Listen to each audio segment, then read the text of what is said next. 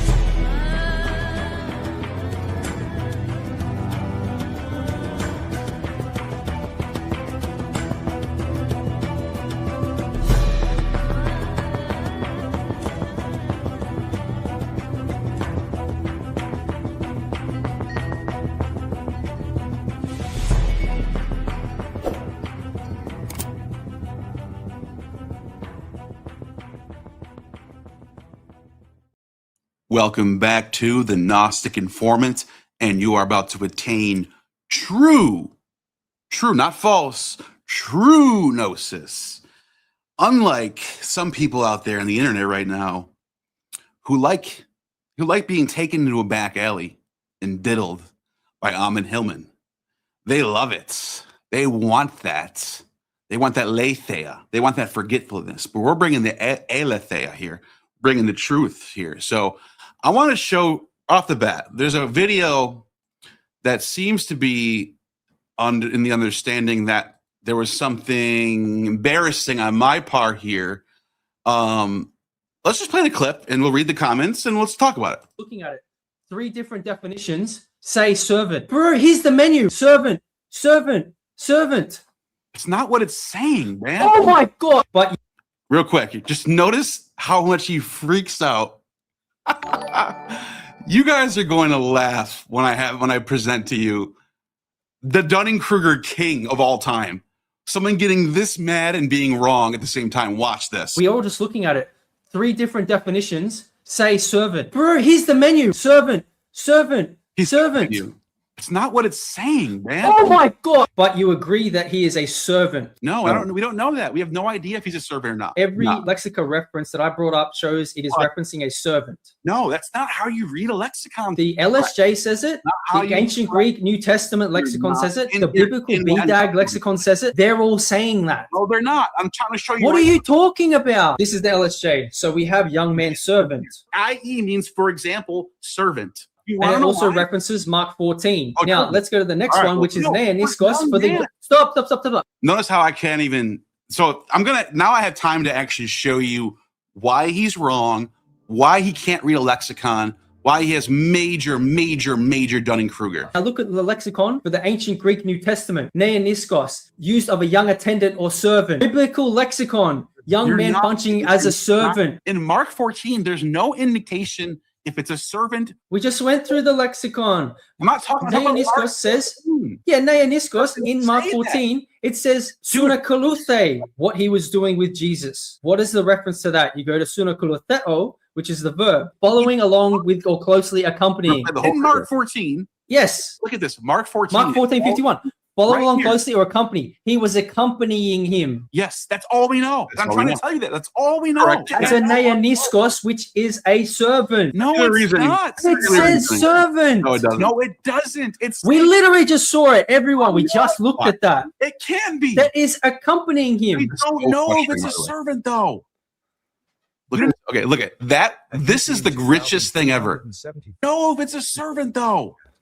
Hey, I got You don't even Jesus know was with a servant. It's right here. Young man functioning as a servant. Second definition. Oi neaniskoi. What does it say there? What does it say there? Young Mark man. 14:51. Hold on. Did you hear how he said hoi nia niskoi? He doesn't even catch what he just did there. He doesn't even know what he just did there because the text doesn't say hoi nia niskoi. But hold on, I'm getting ahead of myself. Let's finish the video. So what about the first definition? What methodology? Because it's the exact passage we're referencing. Mark 14:51. B. But 1451 B. Yes. What are you talking about? We're talking about Mark 14:51, and it says young man functioning as a servant. Mark 14:51. The Greek New Testament lexicon down the bottom, used of a young attendant or servant in Mark 14:51. That God? Oh my Notice how he has the lexicon kind of clipped a little bit. I'll show you why in a second. God! Did everyone just? I don't know how to read a lexicon. You think that if it's on a lexicon? That's fucking hilarious. Lexicons are not menus, man. Bro, here's the menu. Servant. He said, bro, here's the menu. When I said lexicons are not menus, his response was, bro, here's the menu. What? And then he just looks at it and goes, it says servant. It says servant. Servant. It's not what it's saying, man. Oh my God. Oh my God. Okay. For him to freak out that much, I must be so, look at this. Look at the comments. Detective Professor. It's amazing how far Neil has fallen. It was worse. By the way, I know for a fact he deletes comments of anyone who detracts and he blocks you. We caught him in real time doing this. Multiple people have caught him in real time. If you say anything to go against him, you're deleted and you're blocked. So these are all going to be positive comments. Neil just sounds like consensus shills, right? I missed the IE, for example, comment for the first time around. What a goon. It means, in other words, that's not what it means. So here's another Dunning-Kruger idiot. For example, watch, I'm going to show this is all. Gnostic probably has a patron that has him paid employee. If Neil insists on digging his own grave, simply give him a bigger shovel. Who wrote that? God? I'll tell you why I said that. Someone's paying him. Neil has the mental IQ of Forrest Gump. Wow, Ryan. Let's see who has the mental IQ of Forrest Gump in about 3 seconds. Let's see. Let's keep going. Good fight, LH. It was so frustrating to watch, but you showed the world that he can't hide behind the we just don't know. Neil knows darn well that his audience and most people in general don't know how to access the sources, so all he has to do is double down with the no almonds line. It's so funny. This is so ironic that this person is saying this, because that is exactly what is happening to you. You have a liar, a compulsive liar, narcissist, who is taking advantage of you not knowing how to read Greek and not knowing how to read a lexicon. You appear to have broken his brain. What the fuck happened to Gnostic Foreman? He used to be intelligent. Unbelievable. Keep up the great work. I'm so glad you do this on your platform. I can't imagine what kind of runaround he would have done if he platformed the conversation. Oh, wow. I guess if it's on my platform, you know, he's allowed to control the conversation, but I can't. I would have let him get his arguments out, by the way. I didn't get my arguments out. I really wish he responds to this video and see how he digs himself out of this hole. By the way, I introduced Amun through Neil, so it's sad to watch him deny evidence like this. Well, Leo the Great, your wish is my command.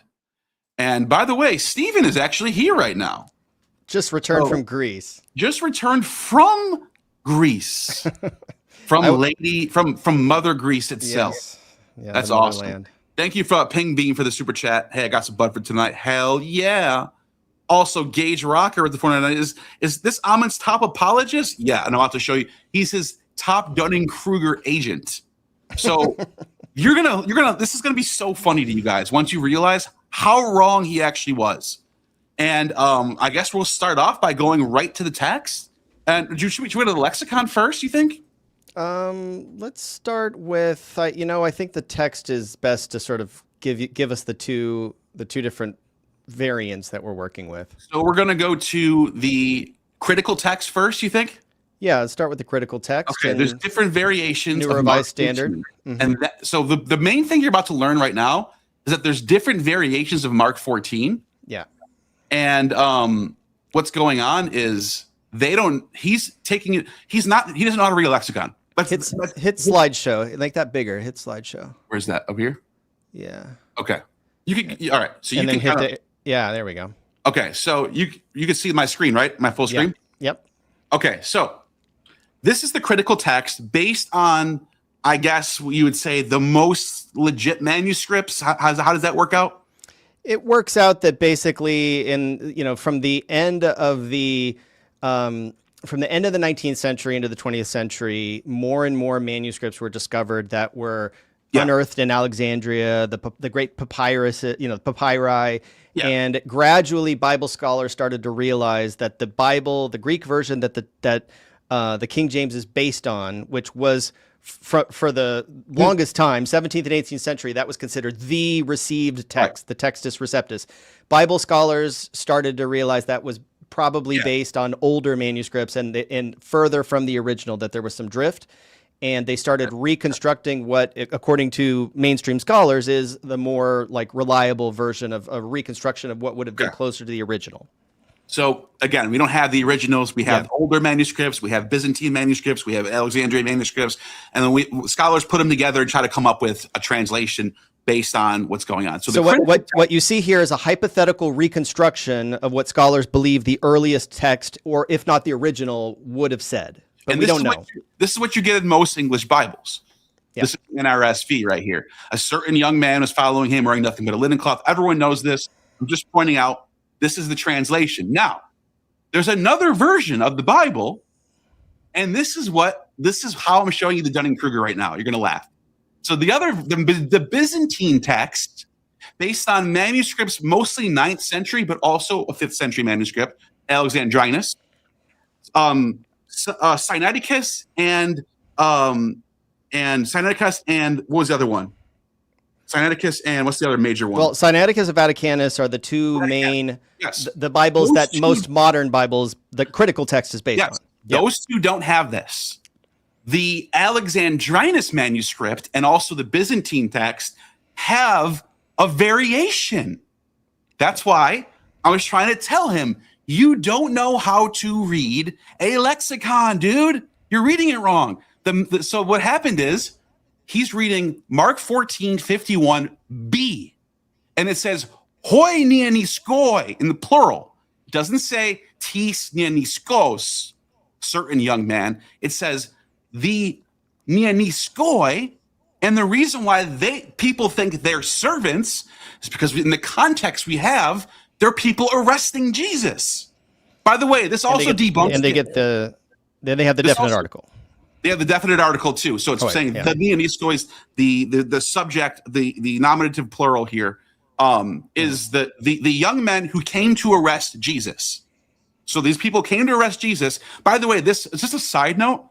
This debunks Ammon's theory about nianiskos being prepubescent children, because why would there be prepubescent children coming to arrest Jesus in the middle of 4 a.m.? Trying to arrest the other prepubescent child. Yeah. So young men, a bunch of young men who are servants to the Sanhedrin or whatever Judas brought with them, are coming to arrest Jesus. Those are servants. Those are servants because the context lets you know they're coming to arrest Jesus. They are the servants. Maybe they could be. They might be. There's enough context there to go with that. Yeah. We don't know for sure 100%, but the lexicographer in particular BDAG thinks that's the case. So to show you, these are the 9th century manuscripts. Codex Cyprius is also 9th century, and it shows you the different variations at play. And also these are all the manuscripts right here that you put together, Stephen. You found all the manuscripts that have this variation, all on one page. People can pause it and look these up, and look them up themselves. We also have a screenshot of Codex Alexandrinus, the oldest biblical manuscript that we have that has this variation. And Neil, can you drop that comment from the screen so it's clear you can see everything? The super chat. My bad about that. So it's pinned. So just so everybody's aware, it's coming from these two books. One is Swanson's New Testament Greek manuscripts. So that was the 2 slides ago where you saw all the different versions. Can you go back to that slide real quick? Just one more slide back.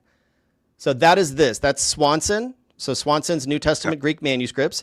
And then the next slide is from the critical text, which is Nestle Aland 28 critical text. That is the snapshot of the textual apparatus, the critical apparatus under Mark 14:51 that shows Yep. the read. And then this has literally, you can see it. I wanted people to see it with their own eyes. Oldest, it's Codex Alexandrinus, but it's the beginning of the Byzantine tradition. And it says, Kai kratusin auton hoi nianiskoi. And you can see that word, parablebimenos, that's a tongue twister, right before it. So you know it's the same passage. But the mark that you're used to, the one that Amen reads, doesn't have this passage. There are no servants in the NIV. There are no servants in the NASB. They only appear in the King James Bible because the King James Bible uses the older Byzantine tradition. So your translation, the one that LH was putting on the screen, doesn't have servants in it. He's Dunning-Kruger. He's an idiot. He doesn't know how to read a lexicon. So let's show you the lexicons now. So this is from the LSJ. And if you notice on the bottom, we have in red, we circled where it says Evangelion Mark 1451. And then it says plural dubious. So the lexicographer is saying it's a dubious sense. In the dubious sense. Yeah. He's not saying, and it's plural. He's not saying Mark 14 is this definition, or he's saying of just the young man, he's saying the servant is in the plural sense.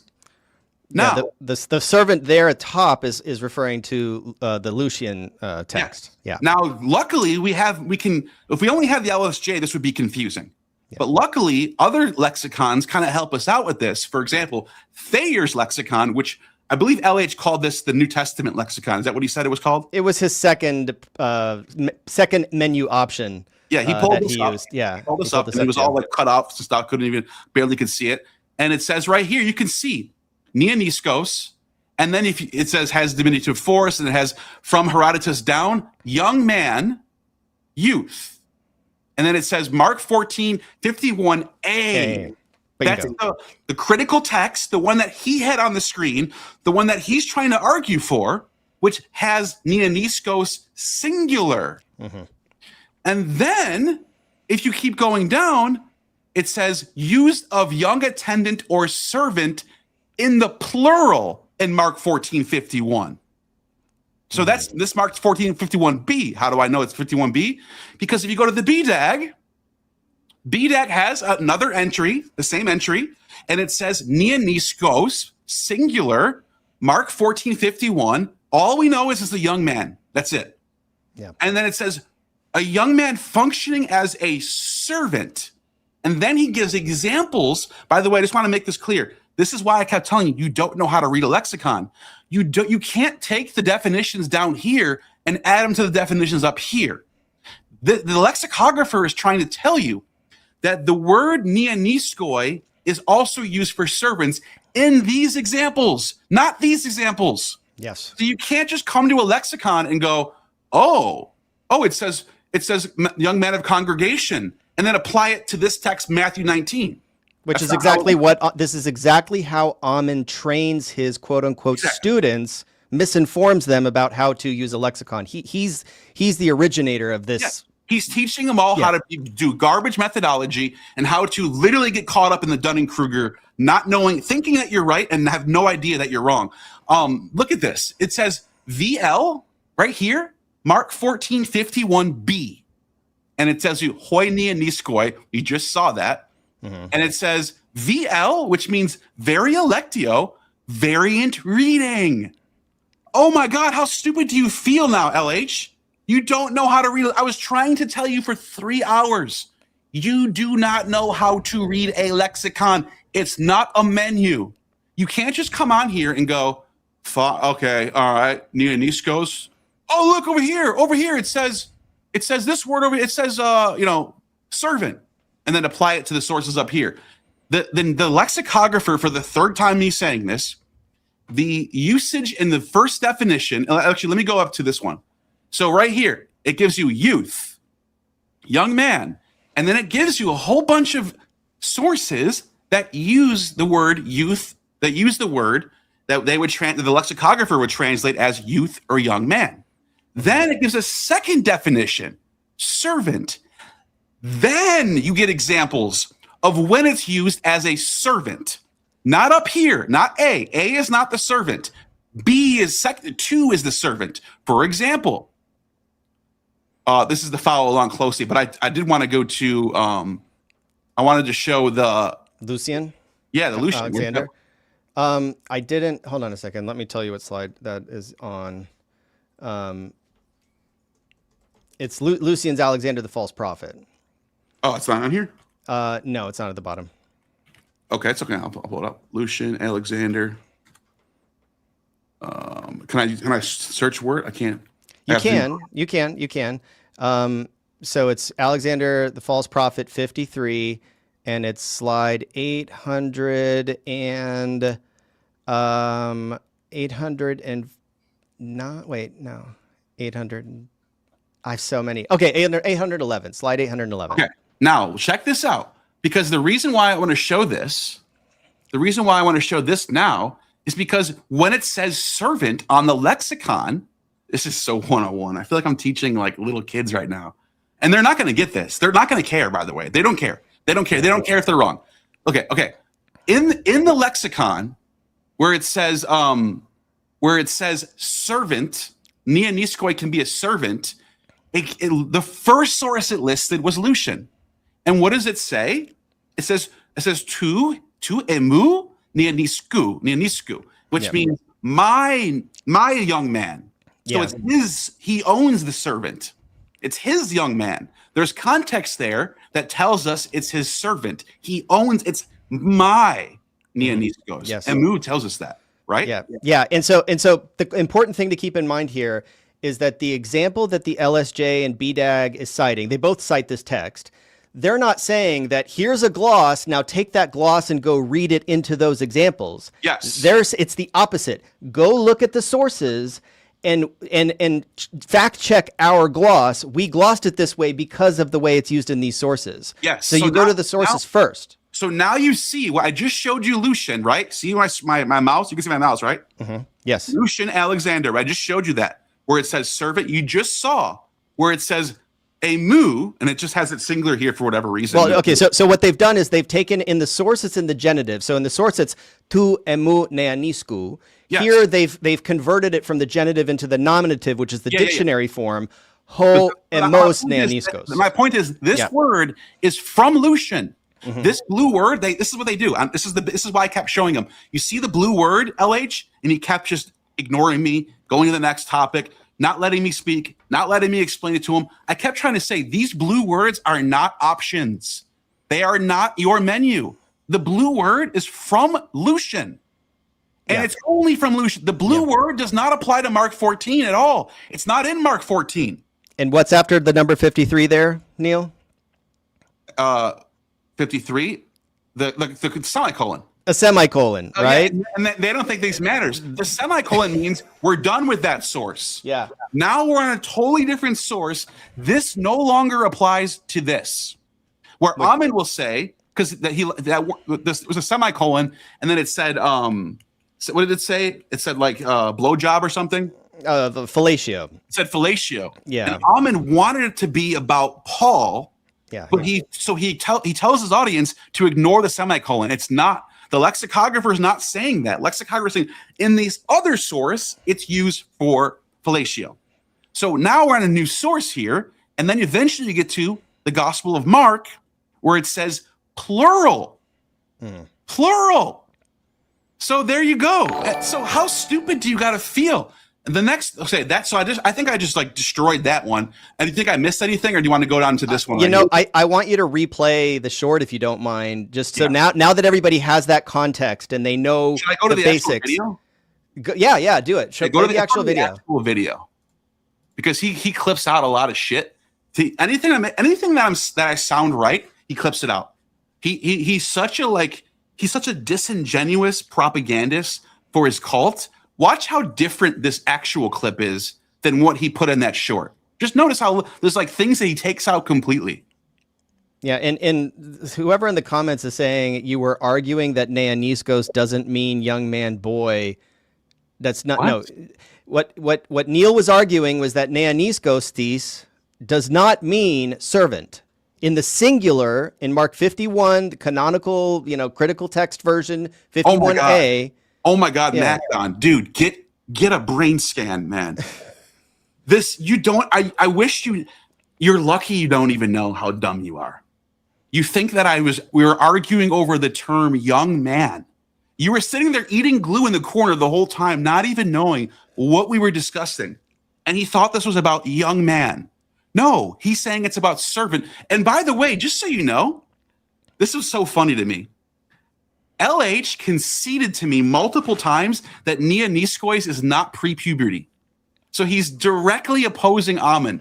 But I'm actually making a video where I go through this video and show all the times where he debunks Amen. So stay tuned for that. I'm not making, this whole video is not going to be about LH. I'm just opening up for the first, we're 25 minutes in now. But I do want to thoroughly show this part right here while you're on with me. So let's watch this clip right here. Yeah, take this comment down. I just can't look at it anymore. I know, it's so, dude, are you like drooling in the corner when you say stuff like that? I can't even imagine how dumb these people are. The Dunning-Kruger is through the roof. All right, let's play this. The fuck was that looking at Neoniskois? Is this where it was? 48. I think it's in a few seconds. Yeah, he's gonna start. This is when you get into it. So I've got it with every single. I have it right here. But do you have all the other biblical ones as well? I just have the LSJ. Yeah. Okay. Pull it up. See what it says. Right, here it is. Reference number 2. Reference number 2. What does it say? Is that EV Mark 14:51? A young man servant. It says, "My young man," for example. Servant. Yep. That's in not Lucian. That doesn't mean it's always in Lucian. In Lucian. Notice how he can't read the lexicon. He still thinks that you can go to the LSJ and look at all the words on here and pick the one you like. Yeah, yeah. This is like, if any classicist saw this, they're cringing. They're like going, "Oh my God, this is so hard to watch."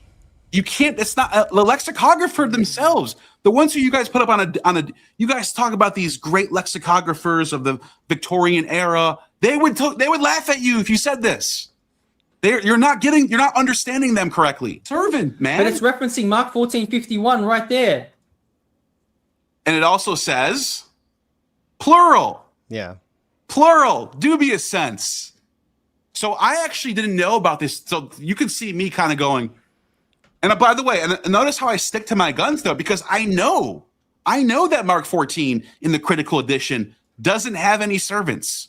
So I'm looking at it and going, I don't know why it's there. I'm going to find out though, which I did. Well, there are a few ways that common sense plays into this, because we're 14 chapters into the Gospel of Mark. He's never once used the word neoniskos. Yeah. The neoniskos in this context is neoniskostes, which is just like some dude basically. And Jesus has never been established as having a servant. That's why, or an attendant. Even him pointing to the lexicon, I still knew that he was wrong. Hypothetically, if Mark 14:51 were included in the A definition, if 14:51A were explicitly included in that number 2 definition, it would call into question the validity of the LSJ entry. It would be like there's something wrong with the LSJ. I would still be wondering why the lexicographer wrote that in there. And there are mistakes in LSJ. Yeah, this is just not one of them. God-given thing. Yeah. Yeah. You're on the wrong. What about this is Lucian right here? Yeah. Yeah. So exactly. He's saying a neoniskos is a servant. In Lucian. Did you see him miss the whole point there? Yeah. Guys, watch. Guys. He just was shown that the entry for servant was for Lucian, and he just goes, so? He's showing you in real time he doesn't know how to read a lexicon. It's that bad. It says, for example, a servant. That's what it's saying. For example, right here, let's go to this source right here. It's probably the servant. And I was trying to go to it, and I couldn't. Does he? I don't think he ever lets me go. It doesn't mean it's automatically a servant. Yeah, he took me down. See, he took me down. Here we go. So I was trying. Notice how I was trying to go to Lucian. Now, let's see. What would have happened if we went to Lucian? Let's go to. Let's just real quick, even though they already saw it, but I would just like to show them one more time. Which slide you said it was? 811. 811. Yeah. And by the way, Perseus Tufts, very often, if you click on a link, it will not take you to the link. Perseus Tufts is a little buggy. It's not. Yeah. It is getting overhauled right now. It is not a very reliable piece of software at this point. Yeah. So if you go, so look at, just so people see real quick, if I would have had time, if this wasn't like a completely dishonest, bad faith encounter, and in a normal debate, he would have said, let's go to Lucian now. And he didn't, but he didn't want to do that. Because now when you go to Lucian, you can see the text where he says, my emu, of my neoniskos, of my servant. The context is clear that Lucian has a servant. And I never denied that the word neoniskos can mean servant. I've said this from the beginning. The word neoniskos is used for servants. But when the context is there, this is all Aminism 101 all across the board. They don't care about the context. They care about, oh, Christ is used for drugs over here, so therefore we can say used for drugs over here. Mm-hmm. Oh, a syndone was used. They applied pharmacon to a syndone in this one text over here. Therefore, if I see a syndone over here, it's got to have pharmacon on it. It's brain dead, dude. It's like brain rot discourse. And for the record, I have reached out to Lyndon and Maddie and the key Ammonites. I have emailed them and very courteously invited them to just connect privately, not some public display, just to say, hey, let me explain some things to you. You're making some mistakes. I'd like to sort of steer you in the right direction. They have both refused to talk to me. Oh yeah, they don't care. It's all about, it's a faith to them. And by the way, you can see them starting the creating mythology in real time. Like there's people in the comments like saying that I said things that I never said. That you just saw one. Someone just said I was arguing over if it means young man or not. There's a total new created myth out of thin air. Someone else said that I said gumnos wasn't in the nominative, that I said it was genitive. Never said that. Some guy named AION wrote that he just made that up. It's complete mythology. They're just making shit up about me now. So it's like there's just bad faith discussion, you know? Yeah, in Neo Prototype, it wasn't the issue wasn't that Neil didn't know how to dual stream. It's that Neil created the StreamYard link, and then LH created an alternative StreamYard link, and they weren't. Yeah, it's and my camera, because I'm going through OBS, will only let me go on one StreamYard link at a time, or else it tells me, it will literally say you cannot use OBS for this one. I was trying to join his stream. I had to turn my stream off to go over there. So anyways. Have young man servant. Okay? That says IE means, for example, servant. Servant in Lucian's Alexander. And it also references Mark 14. And just a real quick note on that. That was his plan from the beginning, I can tell, because he kept ignoring me for the whole 24 hours leading up to the when I kept going, hey man, I noticed you got a stream up. We're doing it on my channel, right? Ignored. Then he just goes live. Doesn't say anything. He pretends to his audience that I never sent him the link yet, even though I did for 25 minutes. He's just sitting there going, I never got a link. I showed my audience that I gave him the link.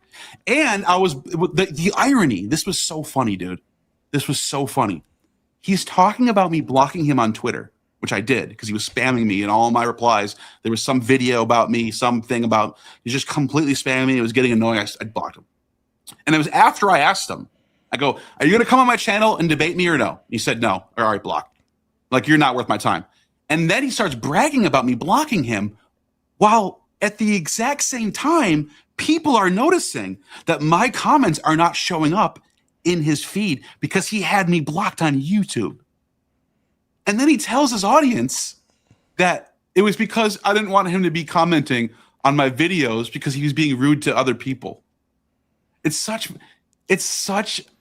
coping and it's disingenuous. Now let's go to the next one, which is Neoniskos. Put it back on the stage. Yeah. It's a young man's servant. Now look at the lexicon for the ancient Greek New Testament. Neoniskos, used of a young attendant or servant. Or servant. We don't young know. Attendant, attending to him. Go back to that. Biblical lexicon. What? Go back a few seconds to that. So he, just so everybody knows, he skipped to Thayer's New Testament lexicon, which is a pretty decent. It's available on Cross. Yeah. I mean, it's available on Cross Bible. I wouldn't disparage the Thayer's lexicon, but it's not as up to date as BDAG, which is. That's another thing. He's not just using a lexicon as a menu. He's picking the lexicons he prefers. It's like you're not even in a restaurant picking from a menu anymore. You're literally like on your app for DoorDash, looking through as many menus as possible, trying to find the thing you like. I mean, and I even said to him, I go, dude, this is horrible methodology. He told me, I don't care about methodology. So why what are we doing here? Why am I wasting my time with you? And read the bottom 2 lines here, just so we're clear that he's actually showing this. Used of young attendant or servant, colon, plural. So the plural in Mark 14:51. Where is the plural in Mark 14:51? He doesn't care. 51b. He can't read a lexicon. He doesn't know what this means. So in the plural, he's going, so in the plural, what does that mean? Just some random words. They don't mean anything. He doesn't know how to read a lexicon, dude. Well, and also a little bit above that in the middle, we already read this. It says a young man, youth, and then there is Mark 14:51. A. You see superscript A? Like put your mouse over it. 14 Roman numeral, Roman numeral 14:51. Yes, and then A. You see superscript A. I didn't even notice it until right now. Yeah, so he's so bad. He can't read the lexicon. He doesn't know what any of this stuff means. He doesn't care about semicolons. He doesn't care what the blue letters mean. He doesn't care what parentheses mean. He doesn't care what he doesn't know what any of this stuff means. He doesn't care if there's quotations. He's just looking at the words on the screen and picking the words that he likes. That's not how you read a lexicon, dude. You might as well be pulling up a dictionary and going from one definition to the next definition and putting them together. You're doing this. It's exactly what you're doing here. Yeah, it's like he's pulling up the entry for the word run and then jumping to the definition where the water is running and then saying that applies to the Olympics. And it's like the people run in the Olympics, but the water is running. Those are 2 different meanings of the same word. Exactly. That's exactly what he's doing. That's a great analogy. Greek New Testament, neoniskos, use of a young attendant or servant. Servant. In the plural. Young attendant, attending to him. Don't know that, though. Biblical lexicon, young man functioning as a servant. Look at him. He can't. I'm trying to get to him, and it's not registering. Like by the way, look at all these dumb faces of himself. Look, he's got his eyes are close together. He looks like an idiot. And him watching himself, making a stupid Dunning-Kruger claim. He thinks that's an argument where I could just play a video of myself, watching myself, assert shit that no one else believes except for me and my cult leader. That's what he thinks is a strong case. And he makes shorts cheering this. He thinks like he got me on this. But it's not just him. Hundreds of Ammonites think that he got you on this. They're all like, oh my God, you got him. Neil's fallen. Neil has fallen. The hubris. Oh my God, Neil's fallen. And also, he has on screen BDAG is fake. Why is that? It's because Ammon said it was fake. Like, first of all, Frederick Donker, Frederick Donker, who contributed heavily to BDAG, he has a PhD from University of Chicago in classical studies. F. Wilbur Gingrich, who is the G in BDAG, the final G, he was the head of the classical languages department at Albright College. Arndt and Bauer are more sort of biblical scholars. This is not a fake dictionary. Like, I know. They don't prefer it over the LSJ. You know why? It's because the reason they want to say that it's fake, it's because lestes is defined with a sub-definition in BDAG of revolutionary. It's fallen. Those scholars have fallen. Yeah, and so to say that lestes is not a child trafficker. Yeah, so because this is the dictionary that Dan McClellan cited to define lestes in the biblical sense, which is supported by Josephus. It's one definition they don't like, and the whole thing is fake. That's the logic of declaring that BDAG is fake. That's what happens with any person they engage with.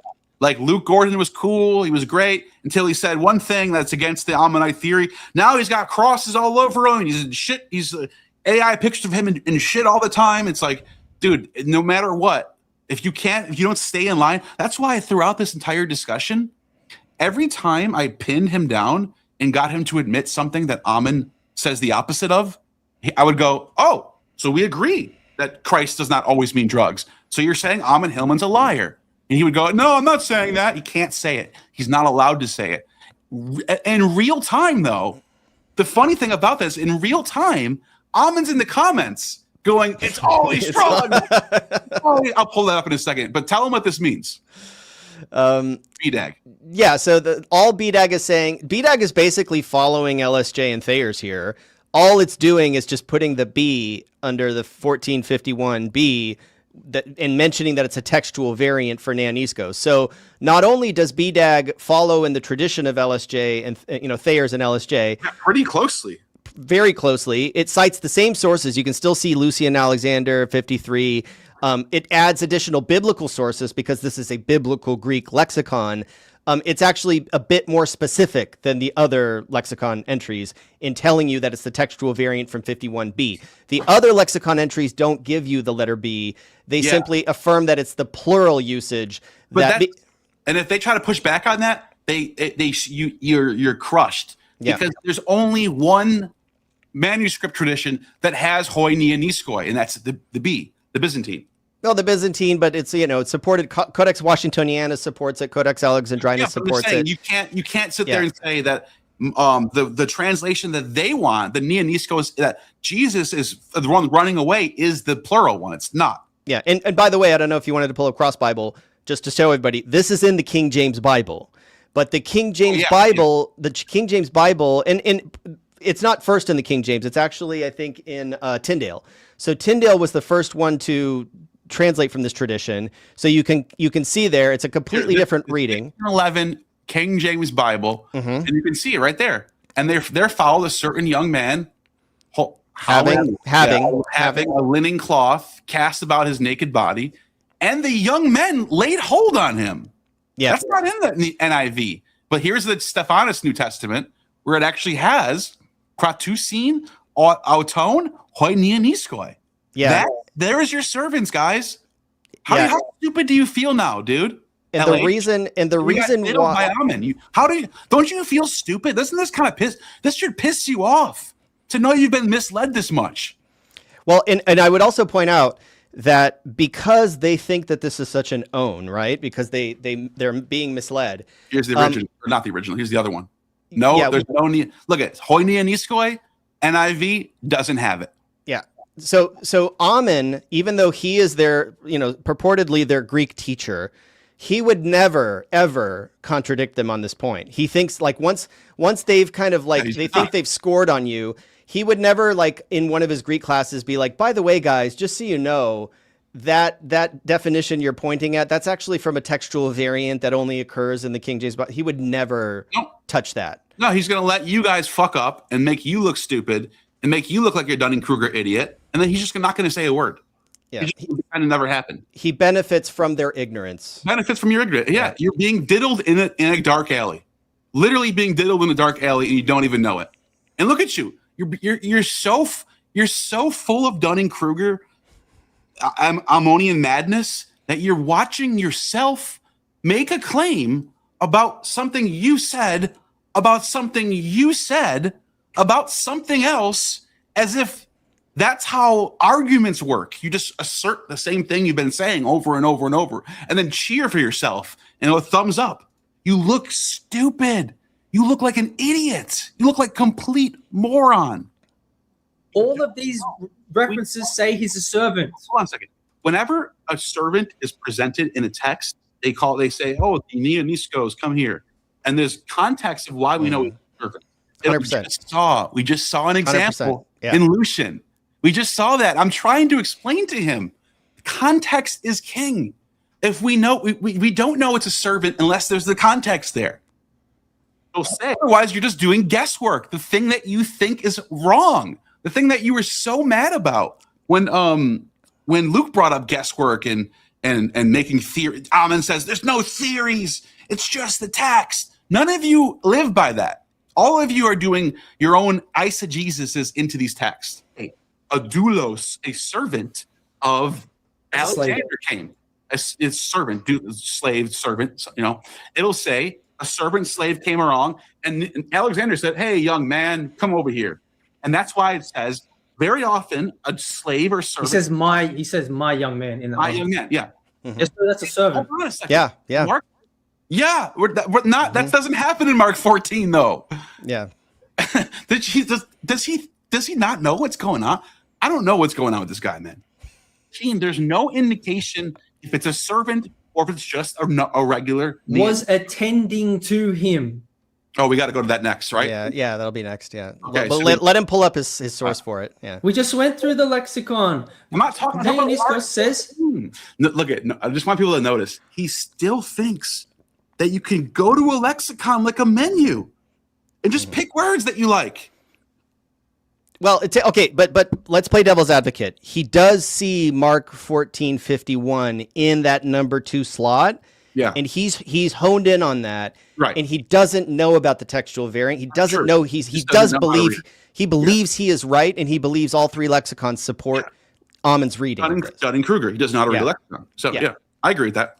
Yeah, Dionysius in Mark 14, it says, Sunakaluthe was attending to him. You think lexicons are like magic little... Was attending to him, obeying him. This is all the references in Sunakaluthe. It's wide open. We just did that.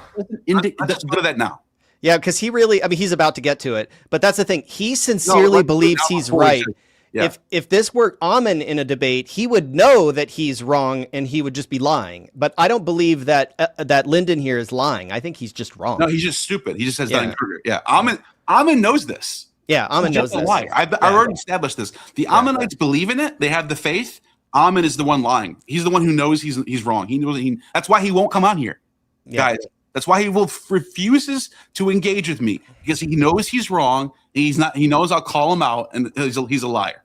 So here's the word, sunakaluthe, and so it says to follow along closely, and then it says, so okay, let's look. Reading Lexicon 101, right? It gives you follow along with or closely accompany, and that's in a physical sense. Yeah. And what does it do? It gives you a bunch of examples. Theocritus, what is that? Hypatia? No, it's hold on. I have all of those in the slideshow. And then you have Mark. It doesn't matter. Don't keep stuck on that. Isocrates, Aristophanes, whatever. Mark is listed on here. Mark 14:1 is listed as a following along in a physical sense. Then number 2, it says follow with the mind follow along in a mental sense. Yep. Then it gives you examples of number 2. So these examples do not apply to this definition. This is so simple. So Mark 14 is in this definition. Aristophanes, for example, Plato's laws, following with the sense of obeying. I think it's the next slide, right? Yeah. So here we go. This is number 2. Follow with the mind. Attend. These are the people following along in what? Not a physical sense, in a mental sense. Notice how it says he follows along with my argument, Plato says. Moi toi logoi. My logos. He follows my arguments. He follows my accounts. He follows my words. Or you followed, Yeah. Yeah, I'm saying the person in question. Yes. And in this case, following fortune. Tais to kais. That's following fortune. It's a mental, it's not physical, it's in a mental sense. Here's another one. So I'd stop following Clinius in this matter. Yeah. So it's not a physical following, it's a mental following. So why did I bring that up? Because he wants to use this definition, which you're about to see in one second. Notice how he tries to point to this definition. Why? Because he wants to see where it says follow with the sense of obeying. Remember we just saw Plato? Was that this one right here? Yeah. Right. Okay. So Plato says tous alus politas. He's talking about citizens. Other citizens, yeah. Other citizens follow and obey the laws. He's talking about the laws. And then right here, he uses the same context about obeying toi theoi, follow the God. Okay? So that's obeying. That's the sense of obeying. Now, what you're about to see you're about to see Dunning-Kruger King see that Mark 14 is up here in the A definition, following along closely in a physical sense. And he wants to go down to 4 because he likes what it says. Follow with the sense of obeying. Ooh, obeying means sexual slave. which is funny because even the examples they give are not sexual at all. It's about laws and following God. But they see the word obey, and they're all a bunch of sexual weirdos. They go, oh, obey, whips, God. But the first time that Amon Hillman was on Danny Jones, and I went through all of this in my video, by the way, way like a year and a half ago that nobody cared to watch. But that video shows that he says that synakalutheo means to be assigned like a slave. And then he points at the example from Thucydides' History 644, because it says te stratiae, right? Like distratia. And if you look at that, if you drill down into that example, it's followed along with the army. So it's not even he just completely butchers it. Yeah, he doesn't care. And that's another thing. You can't look at these blue. This blue right here does not apply to Mark. Yeah, they both share the definition, but the blue here in quotations is for Thucydides. Yeah, but to be fair, like all of those commas are breaking out the different examples. I just said that they're all from this definition. But this quote is not from Mark 14. This is not a Mark 14 quote. It's not, but they are all under this definition A, which the usage A, which means to follow along with or accompany in a basic sense. They're all following the same definition, but this quote is not from Mark. Exactly. Yeah. Okay. Now watch what he does here. He's going to try to pretend that he can just look on the screen like it's a magical oracle from God and just pick whatever definition he wants. Watch the Dunning-Kruger in real time. The Mark 14 doesn't actually say he's a servant. You look at the word sunakaluthe, what he was doing with Jesus. What is the reference to that? You go to sunakalutheo, which is the verb, which says, follow along closely with the mind to attend. He just read the wrong definition already. He's already not reading he's already reading the second definition where the lexicographer says this is applied to Plato and whatever other source, not to Mark. He's already wrong. Yeah. Attending to Jesus. And then it also says, yeah, but it's not saying. The first reference says sunakaluthe. The neoniskos was attending to him or following him and with a mind to attend. Wrong again. Yeah. Or obeying. See, look he's just going through the lexicon like it's a buffet and putting them all in the same category. That is not how you translate Greek. That's not proper methodology. And the same lexicographers who made the LSJ would cringe at you, and they're turning in their grave right now because you don't know how to read a lexicon. But it is how he is being trained to read a lexicon. I know, it's his Dunning-Kruger, and Amon's the liar. Yeah. Yeah. You're picking your favorite, like... No! You can see, I tried to tell him, dude, you're picking your favorite entry, and he just cuts me off. No, I'm not doing that. Yes, you are. I just demonstrated. Like all these different definitions of it. There's not... You hear him? All these different definitions of it. They all say it. He's literally in real time displaying how he doesn't know how to read a lexicon. Let me just back that up for a second. Picking your favorite, like... No! All these different definitions of it. There's not just one here and there. We just looked at it. Sunakaluteo. Just looked at it. 3 different definitions in sunakaluteo say following along... 3 different definitions. He thinks they all apply to Mark. He doesn't know how to read a lexicon for the 10th time. Along with or closely accompanying. Yeah, but that's what... in Mark 14... Yes. Chris uses that verb for a young man was following Jesus. That's all it says. Follow with the mind to attend is that... Hey, look at him. He's sitting there going, no, I'm right. He doesn't understand what's going on. Watch me correctly point out that in Mark 14, all we know is that Neoniskos was following Jesus in a physical sense. That's all we know.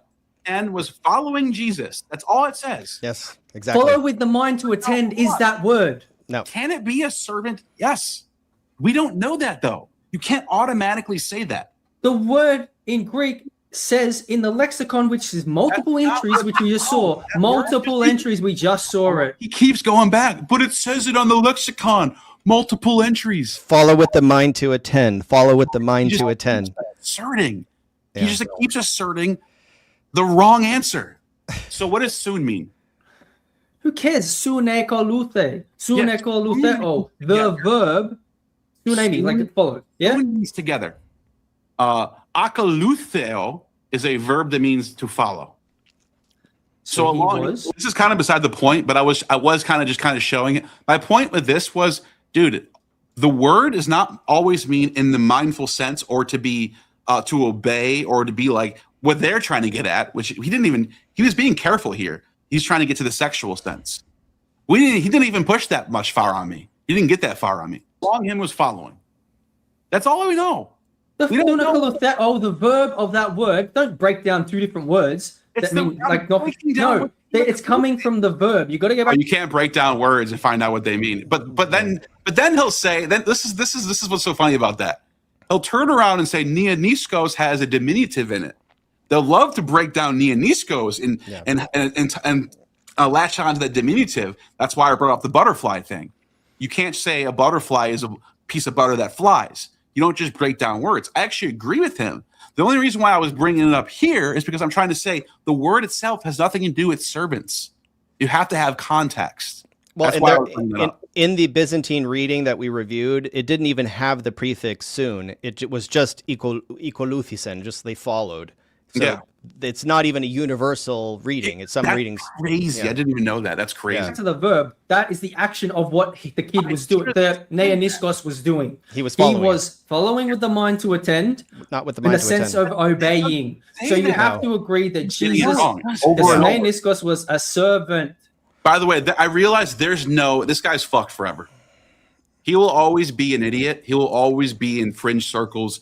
There's no way this guy will never ever have an awakening or realize I'm an idiot. I need to stop. But I think if anyone is going to take anything out of this stream, I want people to understand that if you simply know Greek or to some level, like just, I don't know, get a semester under your belt or like do, if you knew Greek already, you would be inoculated against this. You would never ever take Ammon Hillman seriously if you already knew Greek. But if you come into it like this blank slate and you're susceptible to brainwashing by this con artist, you will just become his mark. And then you will learn to translate Greek this way. You will be trained to mistranslate Greek the way Ammon does. And that's what's happening to these people. So I don't care how many chapters they finish in Hansen and Quinn. I don't know. I'm hoping that at some point they'll become proficient enough that they'll just wake up and realize they're being lied to. But I don't know if that's the case. I wonder if we can show an example of an English lexicon and show how silly it would look to do that in English. Look up the word follow in an English dictionary. Just anyone. Hold up. Yeah. I'll keep playing this while you got it. I already have it up. It doesn't. You have it up? Yeah. Hold on. That's not what it says, man. That's not how you read a lexicon. You don't just go into lexicons and pick the things you like. What are you talking? Okay. Did you hear his response to that when I was correctly telling him that's not how to read a lexicon? He goes, "What are you talking about?" Like he's gone. There's no way this guy will ever come to terms with how stupid he is. He's gone. He's completely he's gone. His IQ is super low. You can tell. Super low. Yeah. So look, follow verb, like to go, proceed, come after. Number one definition, straightforward, literal reading, right? Number 2A, to engage in as a calling or a way of life, to pursue, right? Follow so wheat growing is generally followed here. And then to walk or proceed along, follow a path. And then to be, this is a menu, but you can't, you can follow knowledge metaphorically, right? You can obey. Yeah, but it's not a menu. You don't select how there's no. So this is the point that I wanted to make. There's no. Why is this thing so? Thank you for that. Thank you for joining. When you say menu, though, people are going to take that and go, "Huh? You're not." So there's for the reason why I wanted to actually use a lexicon, not a dictionary, because they give you examples of words. Well, but the Oxford English Dictionary would give you that. That's like the go-to source that gives you. When you say follow, you say, and there might be a text that says, let's pretend those are texts. Follow your conscience is a text. Yeah, that's a source. Follow instructions is a source. You don't go. You wouldn't say like, oh, this one says C, and that one says conscience. So therefore, I don't know, like, well, the child followed his father to the market. Yeah. That, like, if imagine that you went to some foreign country, like you were in China or Japan or somewhere where they were teaching English as a second language, and they were telling the students that follow means obey in that context. Because look, definition number 2 has obey. If you're an English speaker walking into that classroom, you would probably tell the teacher, hey, just so you know, the boy followed his father to the market doesn't mean the boy obeyed his father. It just means he walked behind him. That's it. It's a literal sense. But then physical and a mental sense. Now, the thing that I really want to drill home, though, is if there were sources on here, if there was examples of sources on here, you would see different usages, and you can't just pick the one you like and apply it backwards to another one. Yeah. When they're being used completely differently.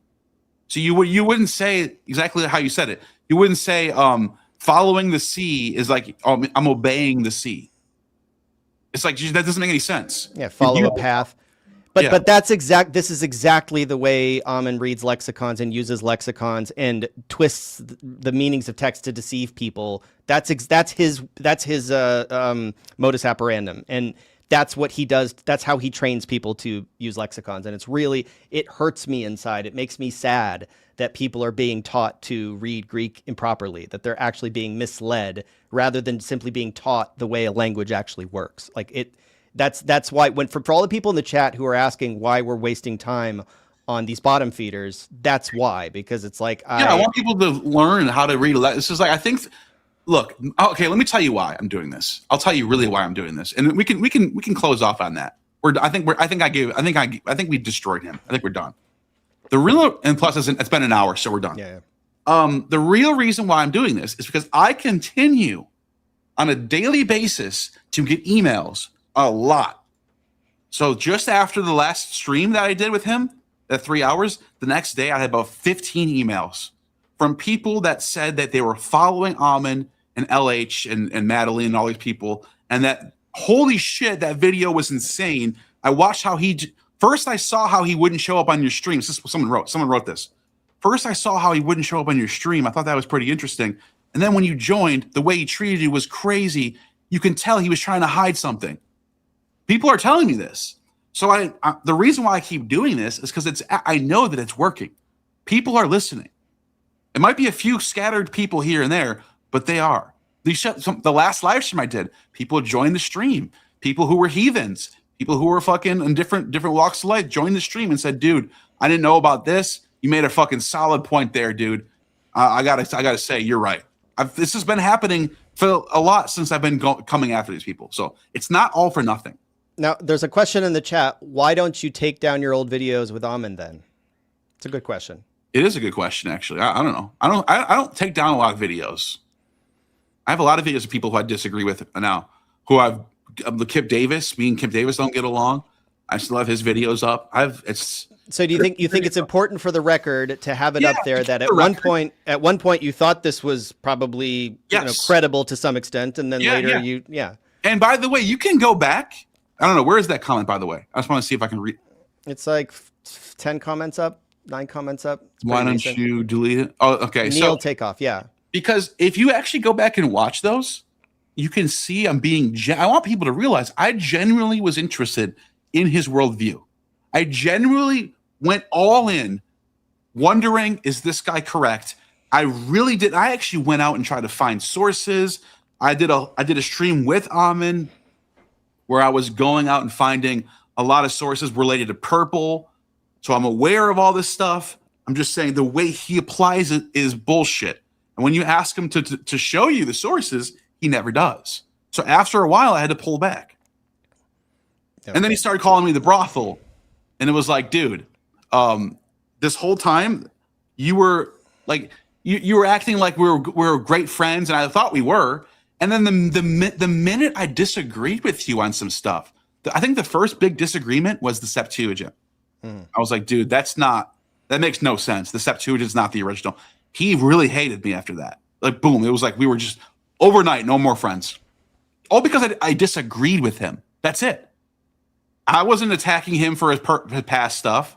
I didn't even know how bad it was, his past stuff. I thought he was I thought he was being honest about that. I thought it really was just the Catholic Church going after him. I didn't know that there was actually people calling him a sexual harasser who stalked them. Also, Derek, he starts hating on Derek out of nowhere, and no one knows this. He hates Derek because Derek hates him, or because Derek was freaked out about him. He emailed Derek saying, "You showed my teenage daughter your nipples on Neil's podcast. My commendations, I must confess, they were impressive. Oh, God. Thank you for including the dragon in the war. You were right about the Greek influence. You will be an outcast pioneer for voicing the reality of your findings. I admire your courage as much as your nipples. Hail Satan." Oh, God. So you can see he's the one that was obsessed with Derek.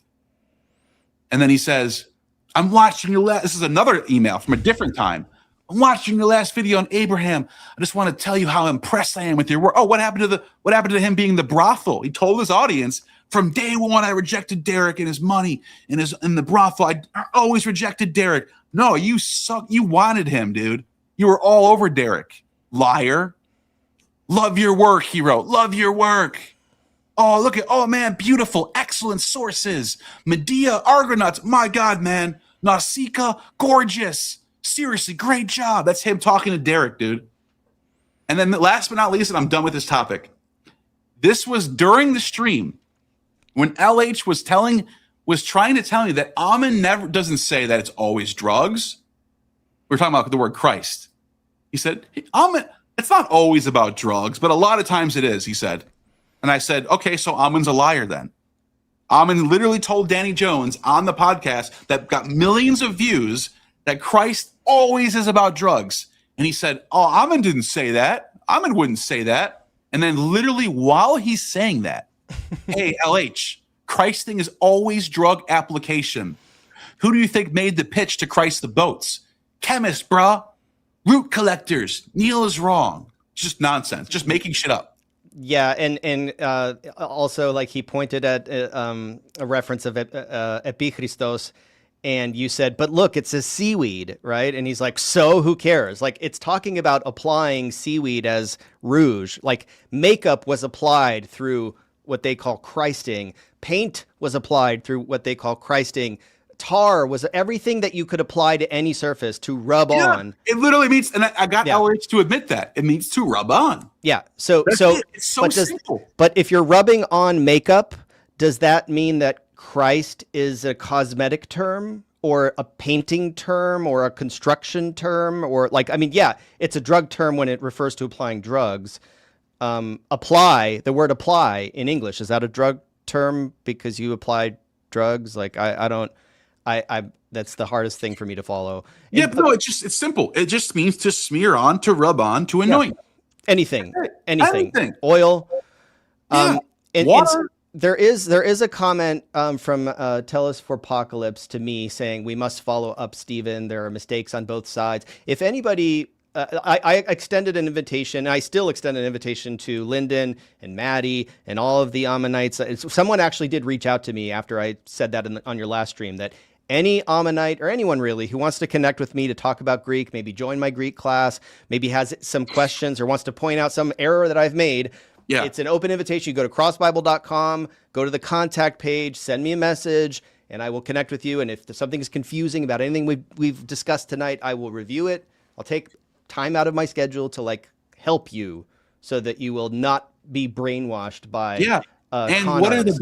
This whole both sides crap. I keep hearing this.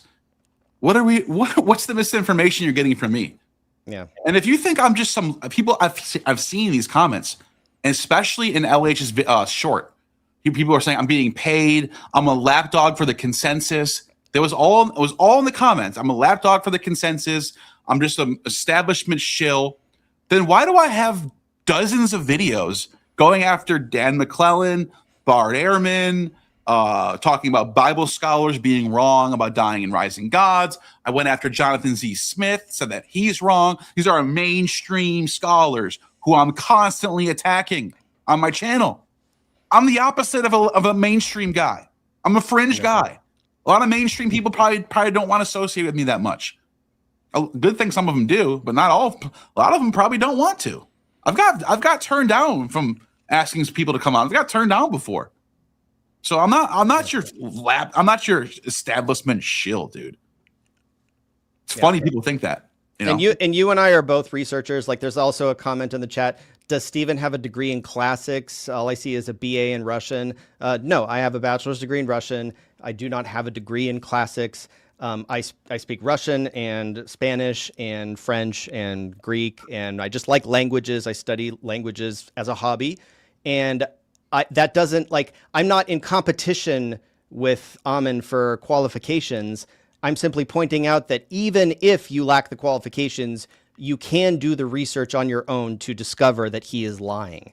And look at this. This is one of the cultists, because I've seen him in the comments. You don't understand Dunning-Kruger for a start. Stephen, I've already done that, and we have a meeting proposed. Follow it up, please. Yeah, no, I told him. Wait to see how the results of that turn out. I already told him that I'm coming back from Greece on the 30th. I'm here. I'm back from Greece. And look, the Dunning-Kruger, like, I'll quote from their study. They said, not only do they reach mistaken conclusions and make regrettable errors, but their incompetence robs them of the ability to realize it.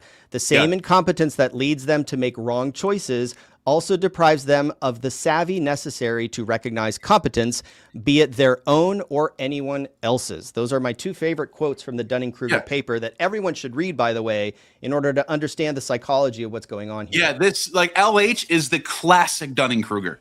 He's the classic Dunning-Kruger. But there is the idea that he hasn't reached the peak, or what is it called, the low, when you realize it and you get overwhelmed with how shitty you are. Yeah, I think what Amen does is he gets them, like, once they get through a few chapters of Hansen and Quinn, he then convinces them that they know enough Greek to basically go against the entire consensus of scholarship.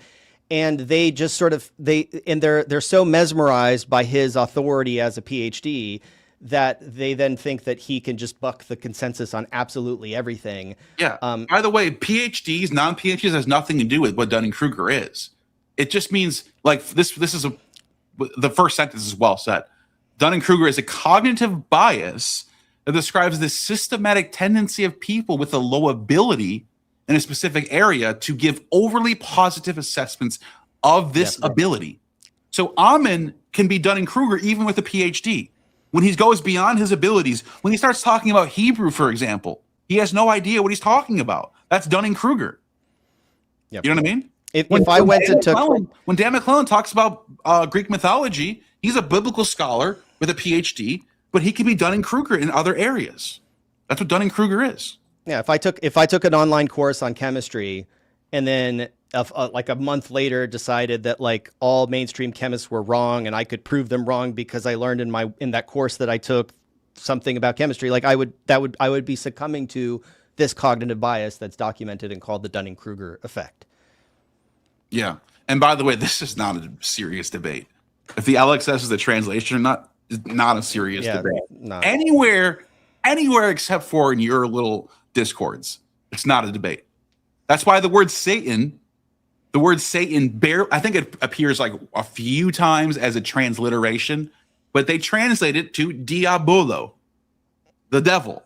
Well, yeah, because Satan's not a Greek word. Because when a Greek person would have, like, been converted to Christianity, they wouldn't have known what Satanas is. Right. They would have known diabolos. Well, that makes sense to them. The opposer, the deceiver, or the opposer. Anyone who thinks that the LXX is an original Greek composition just doesn't know Greek. Like, and this none of Amen students actually have a good grasp of or proficiency in Greek. And if they do, if one of them does, give me a call, please. Let's have a talk.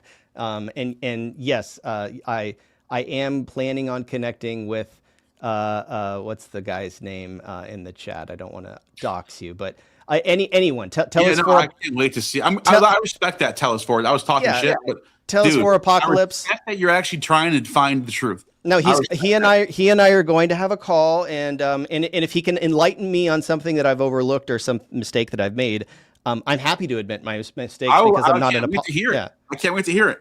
By the way, this is from it's not just Origen and Africanus who said this stuff. You got Tertullian Tertullian, Apologetics, 3rd century, he says the Hebrews of old who are now Jews, the books of who are called Hebrew by language, he's saying Hebrew, right? Talking about the Bible. Even up here, he talks about the pistis, the love of libraries. Demetrius Philarion gave him the hint. All the scholars, the chief librarian Ptolemy asked the Jews for their books, their own literature in their own tongue, right? And then he goes on to say, oh, shoot. Let me see if I can get log in. I hate when that happens. And then he goes on to say, Aristeas has told you the story. He has left records to the Greek. To this day, the Temple of Serapis, Ptolemy's libraries is displayed together with the Hebrew originals. So he's literally in Tertullian's time, they still had Hebrew originals in the libraries. Even though we don't have those anymore, and maybe he's not talking about the Dead Sea Scrolls, obviously, but in his time, in the 3rd century, there were still Hebrew originals in libraries. And he goes, the Jews openly read them. We have freedom to return. They have the freedom in return for a tribute. They had to pay a tax to the Temple of Caesar. And every Sabbath day, there's a common access to those books. So that's an interesting source where Tertullian is literally acknowledging the Hebrew is the original and that those texts still exist in his time. So the whole 10th century thing, the reason why they say 10th century is because that's what survives to us today. Not in Tertullian's time, not in antiquity. There was Hebrews back then. It's just after long periods of time, so what happens is the Romans, the Byzantines, and the Latins, they can keep preserving texts in their libraries. The Jews don't have those libraries. They can only preserve they only can do it once at a time. So they're always updating. Okay, now our manuscripts are getting old, make new ones. And then it can just continue to move up all the way to the 10th century. And then during the 10th century, new methods for preservation are established. So then they can save 10th century manuscripts now. That's how it works. And another thing I find ironic on the subject of the Septuagint is that I spent years putting together this collection of Brenton's Greek Septuagint, the Sweet Cambridge edition, Ralph's 1935 edition, and all of these versions of the Septuagint, and put them in a platform where you could compare them side by side and flip the orientation and do this textual analysis of the Septuagint. I'm working on the CCAT data. Also, I'm trying to get more deuterocanonical books from the set. Like, I'm basically putting together the world's most expansive collection of Greek texts that can be compared side by side for analysis. You would think that this cult of people that worships the Septuagint would be really happy to have Cross Bible as a platform to study the Septuagint. And yet whenever you pull it up on screen with Lyndon, he's like allergic to it. He's like, that Cross Bible, because they know me, and that like they associate me with this platform, and they think that it's an anti-Ammonite platform. It's just a platform with like a ton of Greek Bibles that you can compare side by side. So I find it ironic that they're all allergic to Cross Bible, even though Cross Bible should be like it's becoming. I'm developing it into the go-to platform for people to study the Septuagint and the Greek Bible, and they're probably just all avoiding it. You get to read text side by side in different language. Don't you want to have that tool? Whatever. Yeah, even if you think Hebrew is fake, you don't have to pull up the Hebrew. You can just pull up multiple Greek versions side by side. Don't they want to debunk it? Don't they want to be able to look at the Hebrew so they can debunk it? Yeah, I know. You'd think that would be one of the things they do. But they hate me, and they hate Cross Bible, and like, what can I say? It is what it is. All right, I'm gonna go. All right, man. Thanks for jumping on here. I didn't know if you were. I was going to do it by myself, but it was good to have you on here. All right. Bye, everyone. All right. Have a good one, man. Bye. All right. So that was. I don't want to make the whole video dedicated to this Ammonite shit. I actually want to take a break from the Ammonites for a couple of videos in a row now, and maybe do one more finisher, going through what just happened on that back and forth. Oh, because I just want to say this before I move on. There was like 10 times. So if that whole hour was me demonstrating that LH does not know how to read a lexicon, but that was just one example of things he got so wrong that is embarrassingly wrong. that I'm not done with him. I'm going to show you like 10 things where he was like, oh my God, this is an idiot. Like, this is like embarrassingly stupid. So stay tuned for that. I just wanted to give you a little touch and I just wanted to demonstrate that he doesn't know how to read a lexicon. So I think I did that. I think we're done there. And I want to move on to another topic. And the topic is about, I was actually digging into the god Aion, believe it or not. This has nothing to do with the god, the commenter whose channel name was Aion. This is totally separate. And Aion is fascinating me more and more and more and more and more. And as I continue to write my book, I noticed that my attention to Aion is getting more and more and more serious. That there's something going on with this figure Aion that becomes sort of central to late antiquity and theology. And I think I found the roots of it all. So I think the oldest source that ever mentions Aion as a figure, and by the way, people send super chats. We can just jump on from topic to topic. This is not like we're just chilling now. The oldest source that I believe that actually mentions Aion as a figure, not just the term Aion being used for eternity, for example, because, people like, for example, Plotinus in his Aeneids, he translates Aion as eternity. He says reality would be eternity. Aion is derived from always existing, he says, i.e. ontos, always existing, Aion. So he literally uses that word for eternity. But there is a sense when the word Aion is used as a proper noun for some sort of being, some sort of divinity who's associated with Plato's second god, I will say. But I'm actually going to go before Plato. Heraclitus, for example. Heraclitus, if you haven't read his fragments, you should. You really should. Because what you're going to find in Heraclitus' fragments is you're going to see the beginning of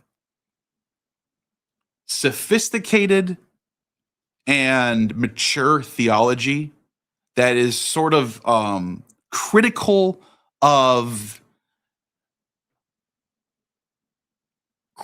idolatry and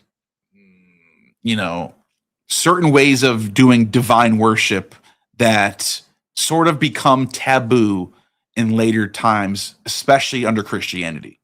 So Heraclitus, in my opinion, is one of the he's technically one of the Old Testament patriarchs, just not Jewish though, because his theology or his philosophy heavily influences what you find in late antiquity with Christianity, Hermeticism, Neo-Pythagoreanism, Chaldean oracles, Orphic mysteries, that type of thing.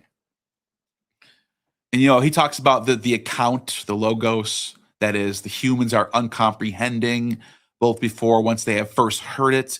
For although all things come according to this logos, they resemble people without experience of them, and they experience both words and things of the sort that I may explain, analyze each in conformity with its nature, and indicate how it is. So you can see this idea of the logos as something divine, as a divine sort of active principle of the cosmos, is Heraclitus. It's Heraclitean. It's before Plato. It's very, very ancient, and it's very, very Greek. But on another part in his work,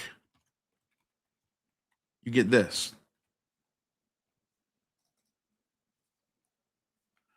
He says, and this is actually from a fragment that is preserved by Hippolytus.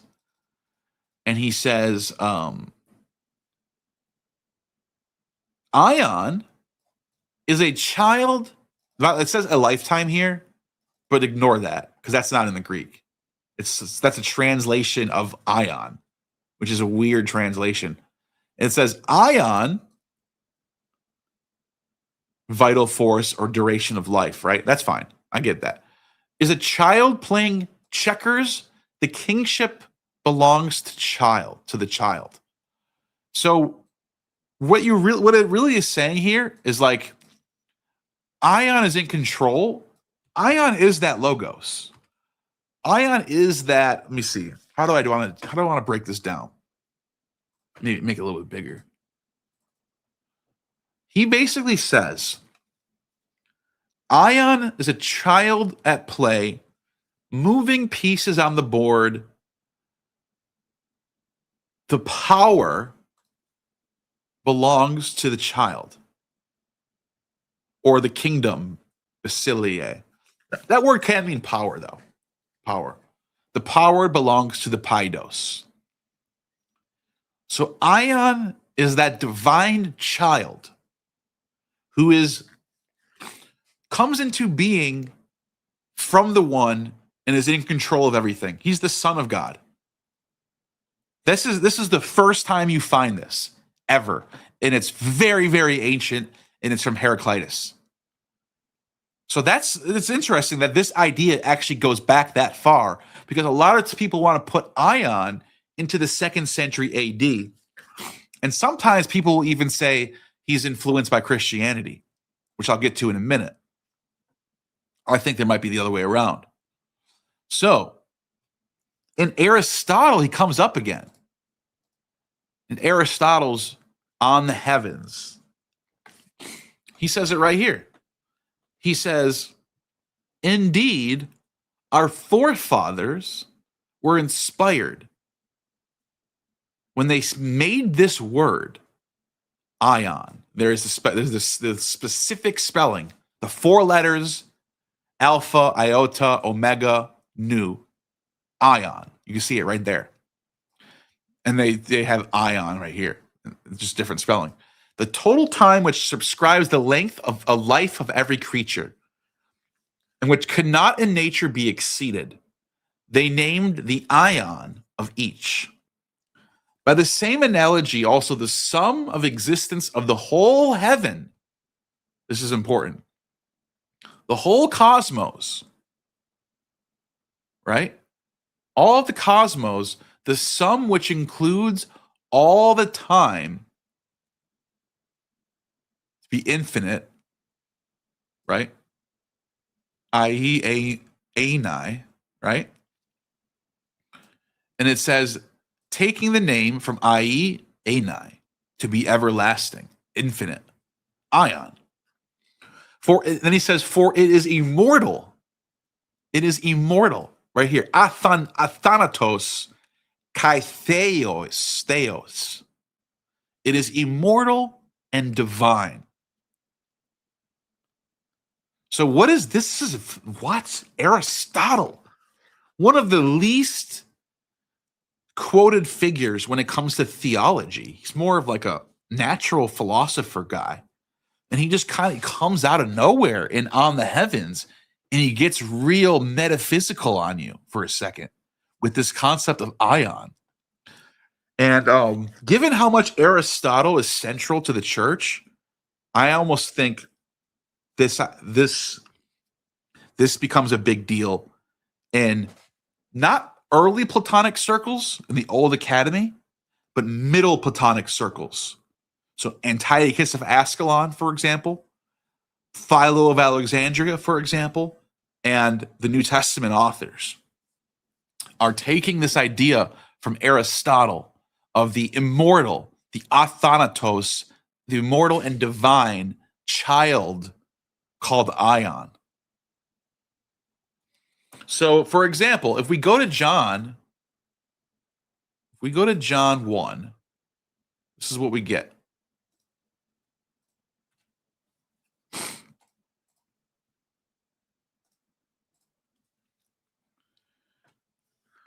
So John 1 is retelling Genesis. Everyone knows that. There's no like getting around that. But it also is retelling it through the Middle Platonic or even Heraclitean lens of the logos. And arche is the same thing you get in the beginning in Genesis. So, for example,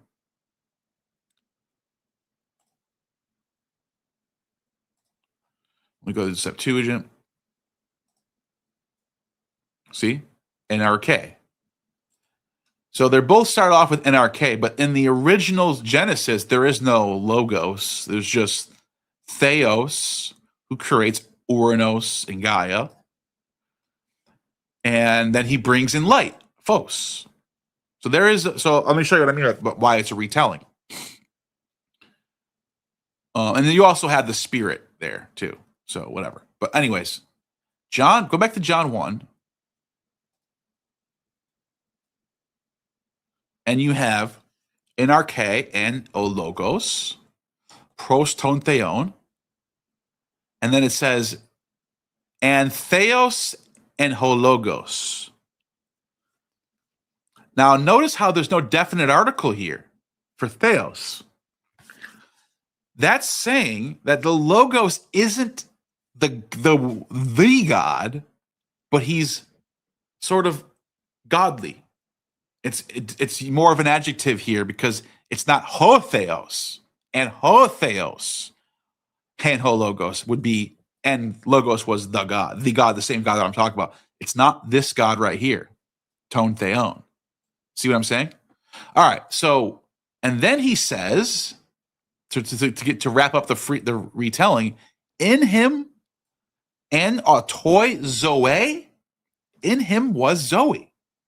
There's that Zoe figure from Genesis, but it's life. It's the life-bringing logos, who is the light, phos, tone, anthropon, light of all mankind.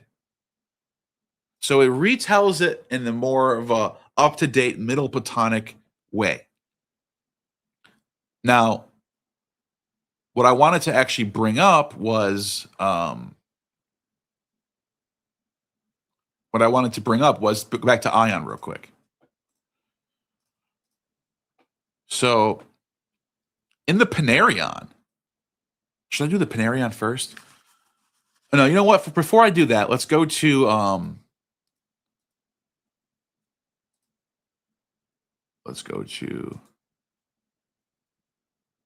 AION. There's a paper on AION from like 1944. I'm not kidding. It's one of the best, dude. Hold on one second. Why can't I read online for free? Let me see. Can you see my screen? Oh, it cut me off. This is a paper from 1944. And I actually subscribed to Hesperia. There's Hesperia journals. Look at this. I get these every like 3 months in the mail. These are all Greek, ancient Greek, Athenian archaeology papers.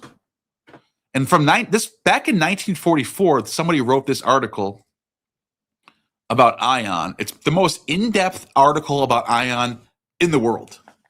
Like nobody comes close. Nobody comes close. And it's got like all these pictures of excavations that were done by Princeton University. And check this out. Just look at this. Beautiful. This is a mosaic that was constructed. It's gigantic. So there is some super rich Roman aristocrat living in Antioch, Syria, right? So it says right here, the excavation of the house of AION at Antioch, at the right of the mosaic of AION and the chronoi. Now think about this. What does the Bible say about Antioch, Syria? Well, let's pull that up. Antioch. Let me find that verse real quick. Antioch, Syria, Acts. What verse is that? So that's Acts 11.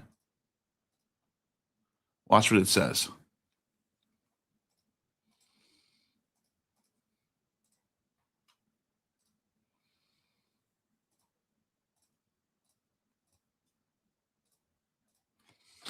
Acts 11, Let me see. Acts 11:26. They write, Barnabas went to Tarsus to look for Saul. And when he found him, he brought him to Antioch.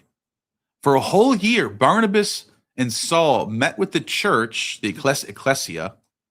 He met with the congregation, and they taught a great number of people. The disciples were called Christians first at Antioch. See, it says right here, proton at first, and Antiochia, tus mathetas, the disciples, Christianus. So they're called Christian. Isn't that interesting? For the first time ever, this is where Christianity starts. Antioch, Syria. So, yeah, there's roots are in Jerusalem or whatever, the Galilee.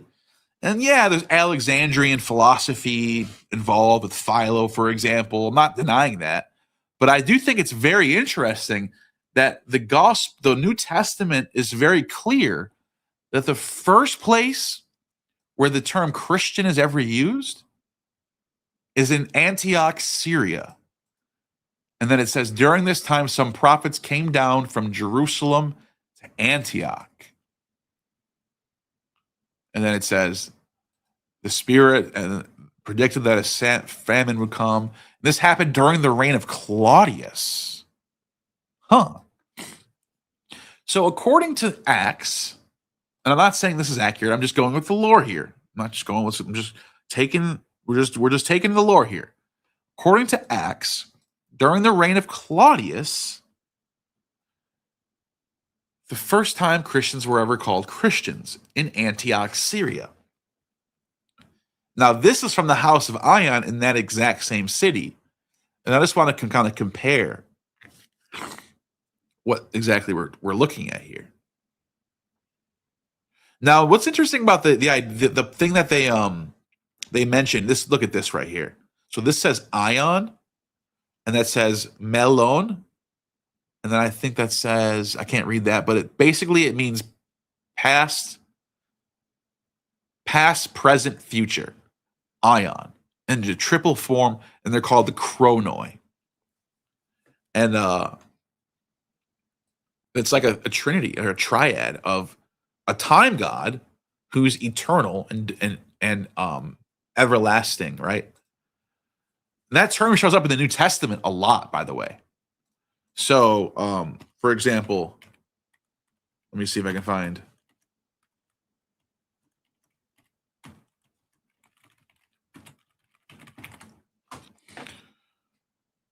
So, for example, I'm just to pull up a quick little lexicon on you real quick.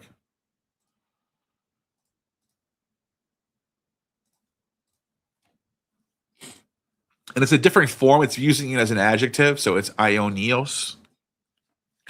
And it's just you can tell this idea of eternal, everlasting life is very central to Christianity. So there's this ionic influence on the Gospels. See, look at this. Zoan aionion, eternal life. So this is a very big deal. The concept of aion is central to Christianity outside of the pagan text that I was just showing you. So this is the stuff that I'm looking at right now. I'm just kind of keep you guys up to speed of some of the stuff I'm looking at. So you have this figure aion, and here's where I'm gonna kind of get to the point here, right? I'm gonna kind of show you some cool shit, right? Because there are some really obvious overlaps between Christianity and aion. Oh, by the way, aion is central to the Mithraic mysteries too. Central, like aion might even be the figure that we know as Mithras Sol Invictus, one name, one deity, one godhead. That's aion. That's the same deity. I'll show you what I mean in a second. It's the birth of, it's the son. It's the birth of the son. It's the child son. It's Horus the younger rather than Horus the elder. So, look at this. Ion and Corey. So this is in Alexandria right here. And look at this right here. Ion asbestone. Indestructible ion. Indestructible ion right here. Let's see. He's indestructible. Trying to find where they show the symbols of ion. That's what I want to show you. It's in here somewhere. Oh yeah, look at this. The illustration of Psalm 89 shows ion as a figure involved in the Psalm 89. So if you go to Psalm 89, let's take a look at what it says.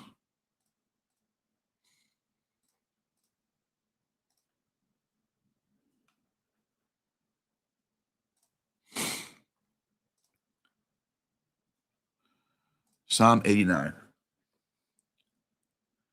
So I'm actually looking this up on the fly right now. There it is. You can see Psalm 89, ion is all over this. Ionic or ionos, iona. Tone, iona, asomai. Hoti, epas, eston, iona, eleos. Declare that your love is forever, eternal. I will establish your line and make your throne firm through all the generations. So, okay, so that there's just like, you can see even Christian scribes are equating ion with some sort of aspect of God. That's in the text. So, thank you for the super chat, by the way.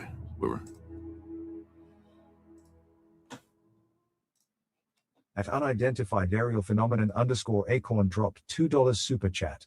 THX for your videos. You've really helped me. Thank you. I really appreciate you dropping that super chat, man. Thank you a lot. I really appreciate that. Really do. So now you get this figure ion, man.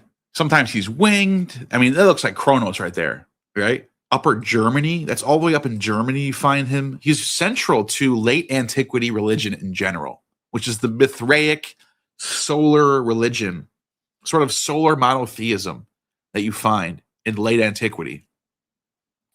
And there he is again. I'm just trying to show you what examples. Look at this is a aerial phenomenon _acorn dropped $2 super chat. THX for your videos. You've really helped me. I don't know why they keep coming up twice. I don't know what that is. But appreciate it though. Thank you. So, I think because I don't have the chat up, maybe. I don't know. Anyways. So, okay, this right here is a fascinating silver patera that was discovered at some point. And you can see, look at this. You have Attis and Cybele being drawn by lions and the dancing Galoi, right? You have the Erotes right here. You have Demetra over here. That's the sea and the Thalassa and what's his name? The ocean. And you can see over here, some figure is holding up Ion.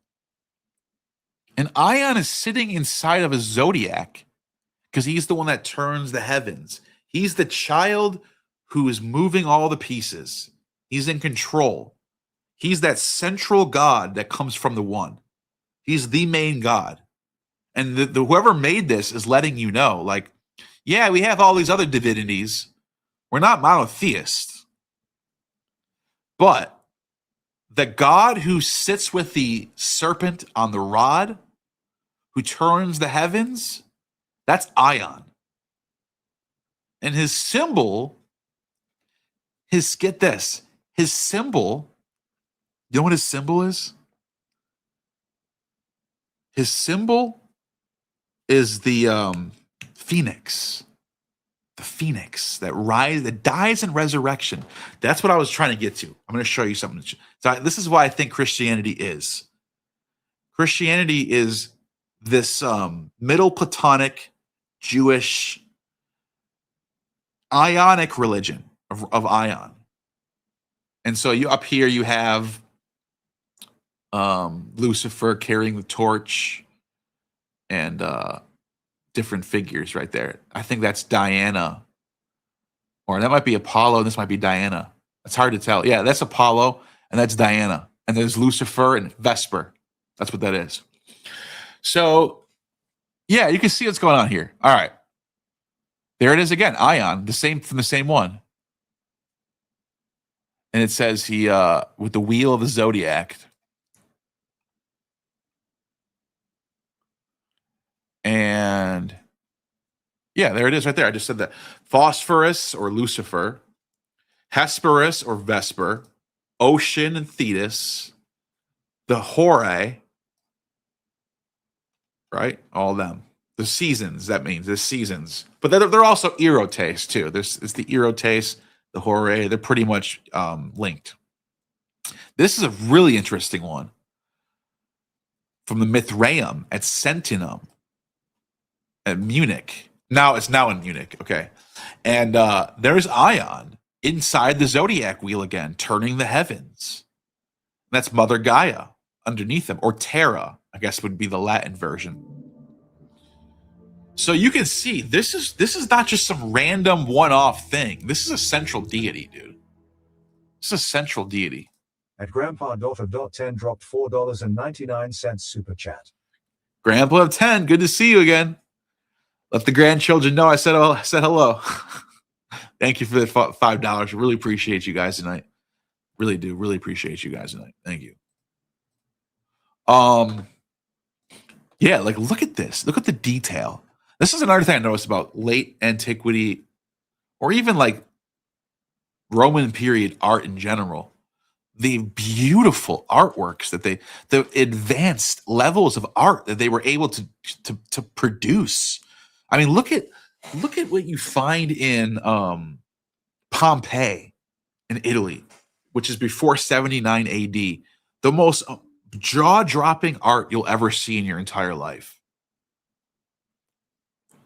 Look at this right here. The sun, the god of the zodiac, AION, has been variously interpreted as Dionysus, the solar Apollo, Sol, Anus, Caelus, Phanes, and Mithras. So I'm gonna put a little pin on that. We're gonna come back to this again. But it says AION in the Gnostic doctrines was identified with solar divinities. That's a big one. And how he was considered as a brother to Phanes. You find that in the Nicene doctrines. The equation with Mithras of all these solar divinities, such as AION, Helios, Dionysus, has already suggested also the interpretation of Mithras for the theriomorphic being who is called generally, as we have seen before, Kronos or AION. So he's got a Saturnian layer to this theocracia. But look at this, though. Look at, there he is. He's holding the horn of plenty, and he's turning the heavens. And there he goes. This right here is considered to be AION and Mithras sort of together from a Mithraic relief. That's AION. Turning the heavens. He's got his staff. He's got a thunderbolt in his hand. That means he's in charge like Zeus. That's a big deal right there for him to have that. Let's keep going. Oh yeah, this is I did a video. I did like a 5-hour video on Roman religion, and this was found uncovered was a statue of Ion with a serpent wrapped around him. The head is missing. I think it dates like 300 AD or something like that. And you see him again, Mithras turning the zodiac. Here we go. This is what I was trying to get to. You can see the phoenix bird on his coins.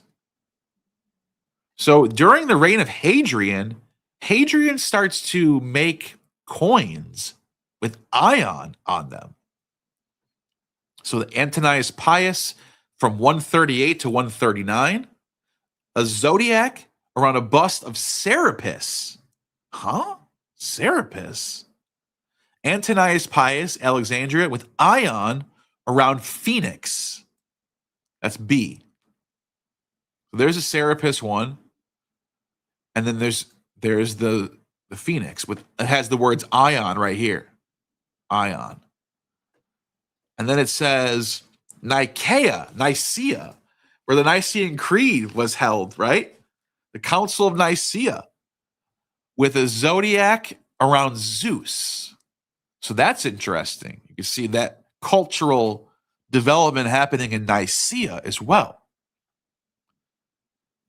Thrace, Hadrian, these two right here. So Hadrian has Ion with the Phoenix on his coin. Now, the reason why I think that one's interesting is because Hadrian started a cult. Hadrian starts a cult called the Cult of Antinous.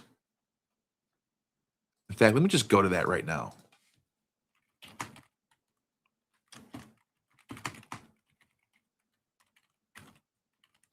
The Cult of Antinous. This is so crazy.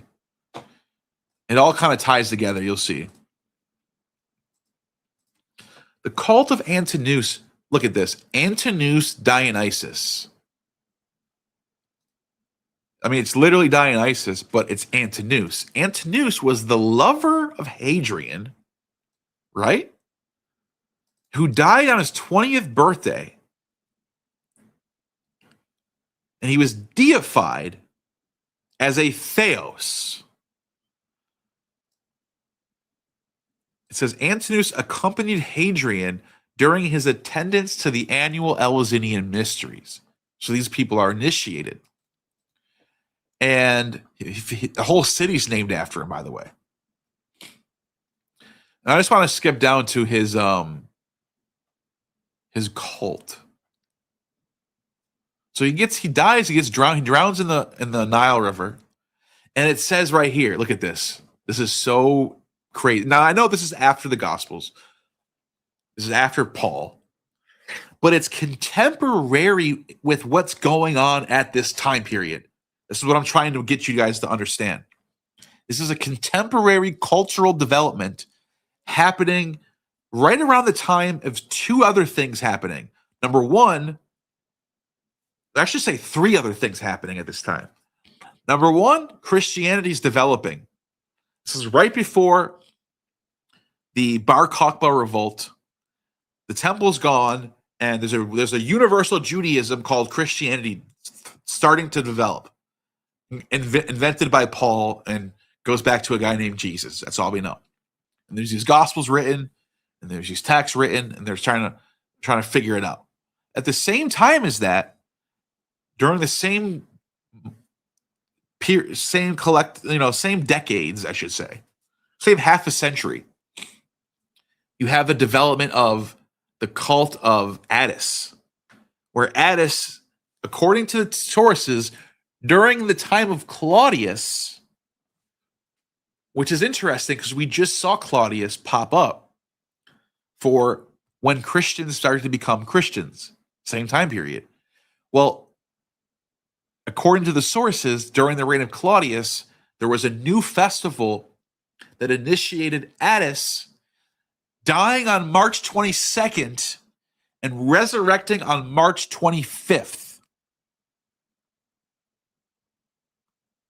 3-day death and resurrection. At the spring equinox. Also at this time, the cult of Ion is starting to develop, as I already showed you. And last but not least, it says, during the festival of Osiris. Now, this is in October because there's more than one festival of Osiris. There's a fall equinox festival of Osiris. There's a spring equinox festival of Osiris. During the fall one in October, Antinous fell in the river and died.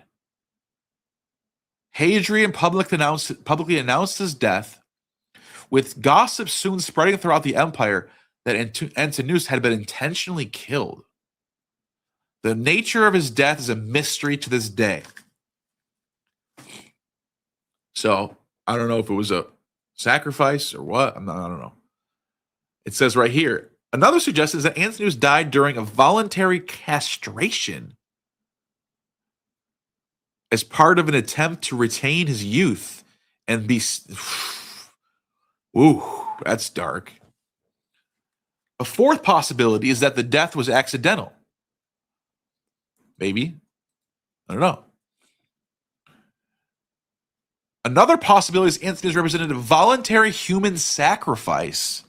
The earliest surviving suggestion comes from Cassius Dio, 80 years after the event. So just pointing out, these are the different theories and different sources that have this going up. Well, he becomes the new Dionysus. See that? He's Dionysus in this picture. He's got the head, Mercury head in this picture, but still, he's mostly known as being the new Dionysus. Look at this, depicting two men who just joined the cult of Antinous. So I'm showing you this is happening in the same region Christianity is flourishing, and they deified another figure who died from crucifixion, Jesus. The reason why I'm pointing this out to you, and I'm trying to show you that the sort of physics of a death and resurrection cult was ubiquitous in this period. It wasn't just Christianity. The cult of Attis, the cult of right here, Antinous Dionysus, and the cult of Jesus, and also Ion being represented as a phoenix. The phoenix is literally a bird that dies and resurrects. So this is from the Gnostic. I don't know if you guys ever read this before. The Gnostic Bible. And I'm just going to read something to you real quick.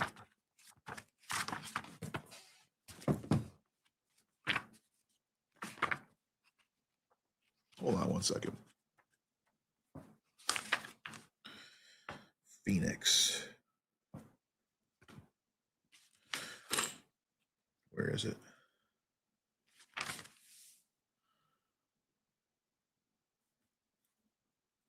Oh, you know what? It's in 1 second. Let me get this out.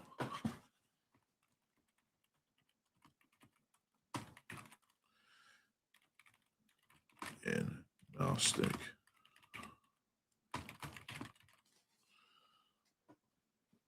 So it's called, I think it's called the Egyptian Gospel. I think it's called. Hold on, I'll find it though. On the Origin of the World is one of them, and then there's the Egyptian one too. So let's go to the On the Origin of the World first. 434. You guys, this is worth getting, by the way. The Gnostic Bible. All right, 434. Check this out. Now, these are early Christians that are talking about this stuff. Early Christian. I'm going to show you how early it is too. You're going to love this. 434. It says, on the origin of the world. And then it says the birth of Sophia and the forces of darkness after the nature of the immortals was completed out of the infinite one, the monad, then a likeness called Sophia flowed out of pistis, faith, with the wish that something should come into being like the light that first existed. If you're following along with everything I've been showing you so far, these themes of light, always existing, eternal, Sophia, and the One. Immediately her wish appeared as a heavenly likeness with an incomprehensible greatness. This came between the immortals and those who came into being after them, like what is above. It was a veil separating people from the things above. I'm just going to skip ahead a little bit. So, hold on a second.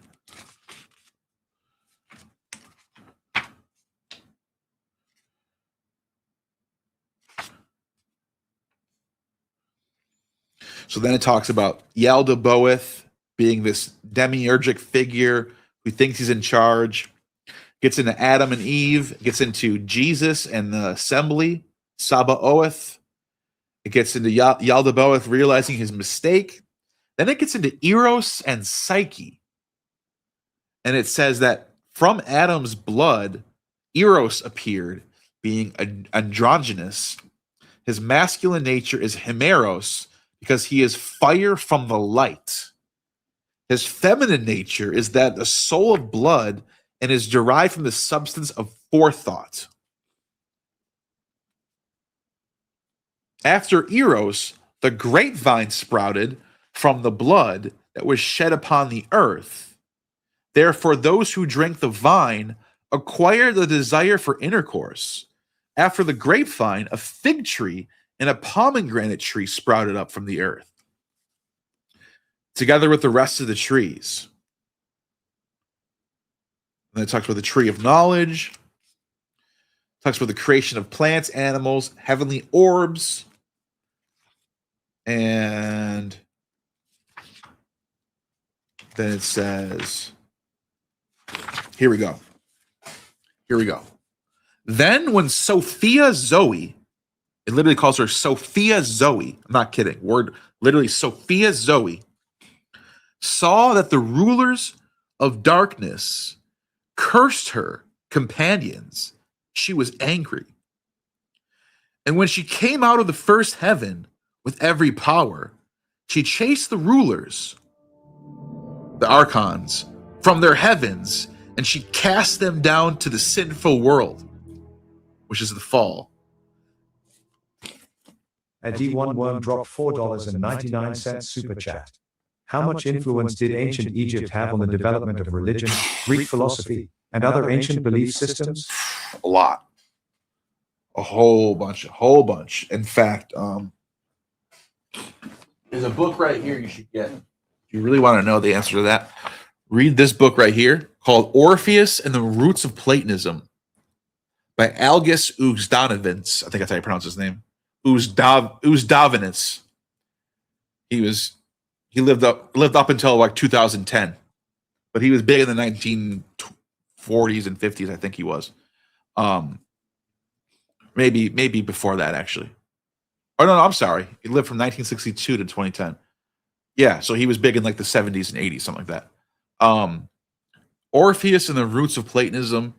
He really does like show you, even what I'm saying right now. When I'm talking about the phoenix and the death and resurrection concept, that's Osirian. That's Osirian all day. And the Orphic mysteries, even according to Herodotus. Let me show you something right now. I'm going to come back to this. I'm not done. We're going to get into Phoenix. We go to Herodotus. Watch this.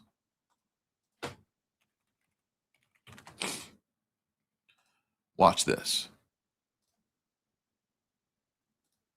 Great question, by the way. So, when we go to Herodotus,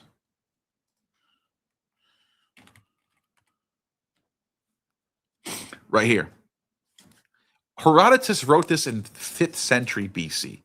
one of the first history books we have, if not the first full history book that exists. He says, he's talking about the Greeks and the Egyptians, right? There's a custom to which the Greeks save, the Lacedaemonians, the Spartans, have been in common with the Egyptians. And it says, younger men, when they meet their elders, turn aside and give place to them in a way would rise from their seats when older men approaches. He's just talking about some basic, things that these ways of life, right? And he says, nothing of wool is brought into temples or buried with them. That is, I'm just looking at the word for wool that he wants to use. Let me just look at something real quick.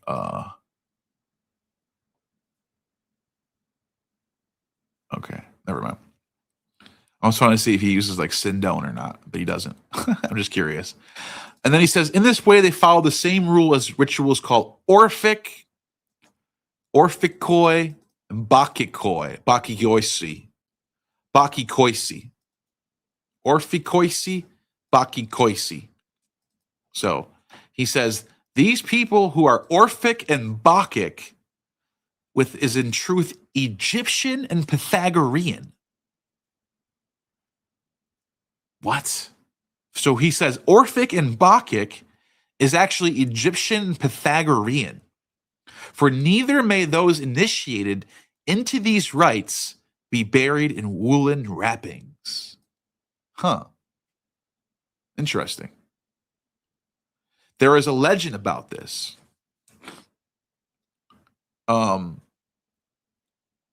Anyways, he says, I passed to other inventions of the Egyptians. They assign each month and each day to the same god.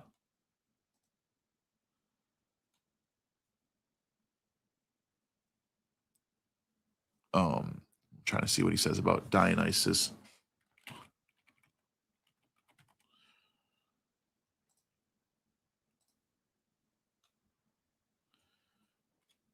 He says right here, of these gods in succession been supreme, the last of them to rule the country was Osiris, son of Horus. But I think this is wrong. I think it should be Horus, son of Osiris. So, anyways, hold on. Let me get the super chat. At unidentified aerial phenomenon _acorn dropped $2 super chat. Where is a good place to start learning without debt? Without debt?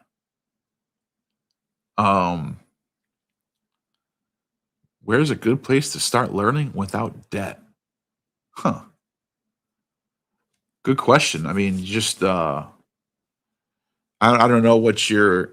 I mean, you can look, you can read, you could get translations online and read sources that way on PDFs. Try to find as many primary sources and even scholarly texts you could find. Just start reading, man. Just start reading things that you're interested in. That's all you really got to do. I recommend getting a Loeb subscription. What you're seeing right here is from Loeb. I pay for a yearly subscription. I recommend that. But thank you for the super chat, by the way.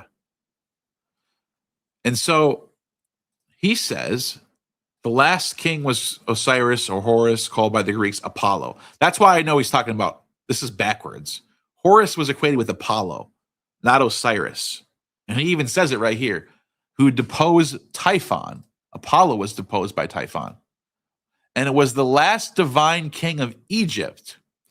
Osiris is in the Greek language Dionysus. So I just wanted to point that out to you. They're the same deity. Now, back to the Gnostic text. It says that Sophia casted these archons down, that they might dwell there as evil demons upon the earth. Listen to this. She sent the bird that was in paradise, so that until the consummation of the age, it might spend 1,000 years in the archon's world, a vital living being with soul called the phoenix, which kills itself and reanimates itself for a witness to their judgment. because they dealt unjustly with Adam and his race. Now, that's Aion. That's the figure of Aion. And he's the Aion of Aions. Like, he's the figure. He's the divine child. He's the, it said, and then it says right here, just as the phoenix, here, listen to this. This is crazy. This is the very next passage says, likewise, 3 baptisms exist. The first is spiritual, the second is by fire, and the third is by water. Just as the phoenix appears as a witness for the angels, so too the water serpents in Egypt have become a witness to those who go down for the baptism. Now remember, the serpent is the second symbol of Aion. He holds a serpent rod. He either holds Aion is either holding a phoenix in his hand or a serpent in his hand. And it just said, just as the phoenix appears, so the water serpents in Egypt have become witness to those who go down for the baptism of a true person. The 2 bowls in Egypt, insofar as they indicate the sun and moon as a mystery, exist for witness to Sabaoth, that Sophia of the world has been exalted above the sun and the moon. And from the day when she created them and sealed her heaven until the consummation of the age, the Aion. And literally, that's literally the word it uses. The consummation of the Aion. And the worm that is brought forth from the phoenix is also a human being. It is written of it, the just will sprout like the phoenix. Psalm 91:13 in the Septuagint. The phoenix first appears alive and then dies and rises again as a sign of what appears at the consummation of the Aion. These great signs appeared only in Egypt, not in other lands, signifying that it is like a paradise of God. So you can see the Aion is the phoenix who's brought to the world by Sophia, who comes from the monad. So there's a lot of moving parts here. And then it says, now the Logos, who is more exalted than anyone, was sent for this work only to announce what is unknown. He said there is nothing hidden that will appear, that will not appear, and what was unknown will be known. These were sent so they may reveal what is hidden and expose the 7 authorities of chaos and their impiety. And they were condemned to be killed. So, whatever. It goes on and on. So, okay, that's the figure of Aion, who's represented as a phoenix or a serpent. The serpent's also a resurrection symbol. So back to this. You can see here, there's Aion holding a phoenix right there. And that's a coin from Hadrian from the 130s. The same Hadrian who started a cult for Antinous Dionysus. There's the phoenix again. Remember, same emperor who started this cult of Antinous Dionysus. Now, the fact that, look at this. It says, in Egypt, the local priesthood immediately deified Antinous by identifying him with Osiris due to the manner of his death. So Antinous dies, and he becomes associated with Osiris and Dionysus, who Herodotus just told us are the same deity. But that's not all. If you look at Christianity in the Gospels, John's Gospel in particular, Jesus is portrayed as the Osirian Dionysian figure. He's the God who turns water into wine. He's the God who, who says, I am the true vine, right? I am the true vine. That type of thing. So Antinous and Jesus are both, you can see the same method is being applied to them.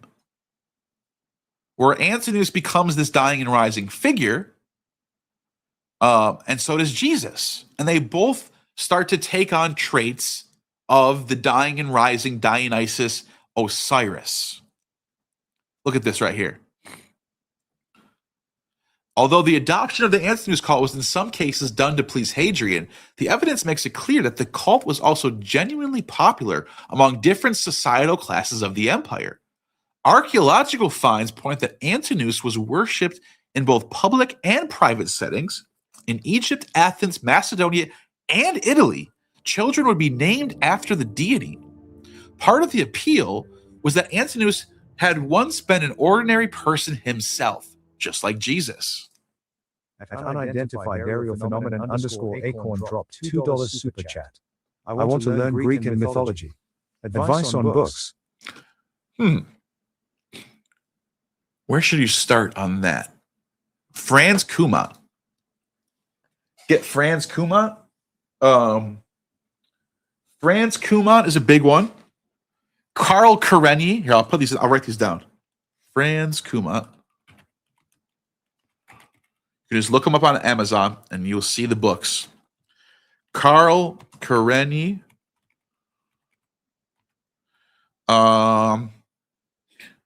We can go with who else? I already mentioned Algis Uzdanovich.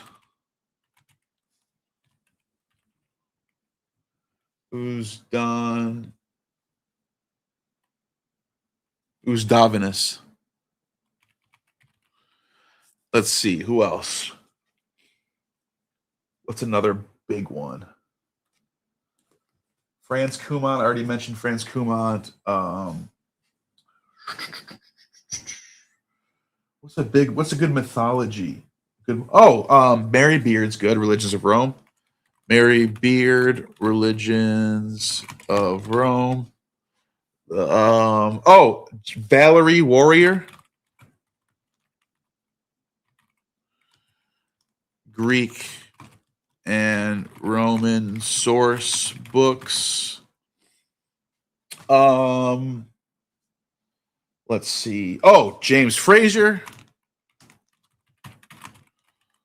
Golden Bough. That should be good for now. I'll keep you going. Get those. Yeah, that's good. Get the Oxford Greek Religion Handbook. Get Thomas Taylor, Eleusinian, Bacchic Mysteries. I'm just looking around at what I got here, and it's just things that help me out. I guess you could start there. That's good. Thank you for the super chat. All right, so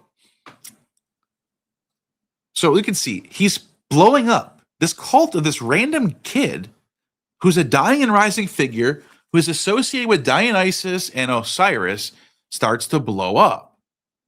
And it says that these characteristics were common in the cults of Attis, Endymion, and Adonis. Like the latter, Antinous was treated as a dying and rising god, not only in Egypt, but in Rome and Greece. The obelisk of Antinous in Rome describes the honor and the Osiriantinus. What? The reborn, the Ion. It says the everlasting here, but it's in Greek, it's the Ion. So the Ionic theology is not just being applied to Ion himself, but you can see it's Christianity. You can see it's the cult of Antinous. They're like mirroring each other. You can see the cult of Attis as well, big time Attis. They take on the traits of the dying and rising figures. They compete with them, all that stuff. look at this. The cult of Ensers was criticized by pagan and Christians. So, you know, it has their Epiphanius talks about it. We're going to get to that. Anyways. So you can see during this time period, there's a cultural thing happening, a cultural milieu of the dying and rising Savior Ion figure. Not just in Christianity, but in other places that have nothing to do with Christianity and don't even know what Christianity is for the most part. There is a weird passage that I want to show you about Hadrian.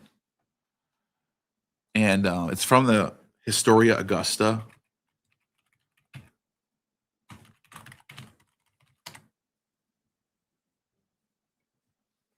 Okay, now I want to tell, before I even get to this, I have to give you a heads up that this was this source is across the board rejected as a late forgery.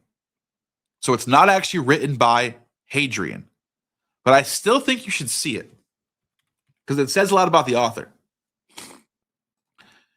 And it says right here, so Hadrian Augustus to Servianus, the consul, I have found Egypt, which you have been praising to me, my dear Servianus, to be entirely frivolous, unstable, and blown about by every breath of rumor. There are those who worship Serapis, who are in fact Christians, and those who call themselves bishops of Christ are in fact devotees to Serapis. There is no chief Jewish synagogue, no Samaritan, no Christian presbyter, and who is not an astrologer, a soothsayer, or a masseur. Even the patriarch himself. By the way, they're talking about the Jewish patriarch, not the Christian patriarch. There was an office of patriarch in Judaism that lasts all the way to 425 AD. It was like the Pope, but it was for Judaism. He says, even the patriarch himself, when he comes to Egypt, is forced by some to worship Serapis and others to worship Christ. They are a nation of the most unreliable, most deceitful, most insulting, but their city is prosperous, rich, and fruitful, and no one is idle. The circumcised have theirs, the blind have theirs. Even those who are crippled are not idle. Their God is money. And this is the Christians, the Jews, and even pagans worship. And I wish it doesn't use the word paganos, it uses the word gents. So I guess this means the nations. And I wish the city were more well-mannered. It's talking about Egypt. Look at this right here. Then, as soon as I departed, they said many things against my son Varus. And what they said about Antinous, I believe you have learned. I can only, what he's saying, they're talking about my Antinous, my cult. So he's pissed off. But look, like I said, this is not an authentic source. However, At unidentified aerial phenomenon _acorn dropped $2 super chat. Much obliged your help. I'll quit. No, you're good, man. Appreciate the supers, man. Appreciate you. You're good. So whoever wrote this was trying to portray Hadrian in a way where he's competing with the Jews and Christians because something to do with the Antinous cult, which is very interesting. Whoever wrote this, it's not authentic. As I said, there's so many reasons why. I'm not going to get into that. Like there's like phrases in here that don't make any sense. He gets a lot of information wrong. He gets like dates wrong. He gets like the consuls wrong. Whoever wrote this was probably living 200 years later, probably. So not in the time of Hadrian, 135, probably around 300 AD this is written. So I just wanted to show you what people were thinking, though. So now, okay, so that's interesting, right? Serapis, Ion, Antinous, they're all sort of coming together in this weird way. They all sort of overlap with each other. You have this figure of a resurrection. Now, what about, okay, I just showed you the phoenix, right? I just showed you the phoenix and how it's literally Ion. Ion is the phoenix. Now, some of you Christians watching this are going to go, so what? That's all Gnostic crap. You just read from a Gnostic Bible. What does it have to do with me? And I'll tell you right now what it has to do with you. Clement of Rome, who is the earliest Christian source we have except for Paul. So he's one of the first popes, according to the church tradition. And in First Clement, let me see if I can pull this up. First Clement,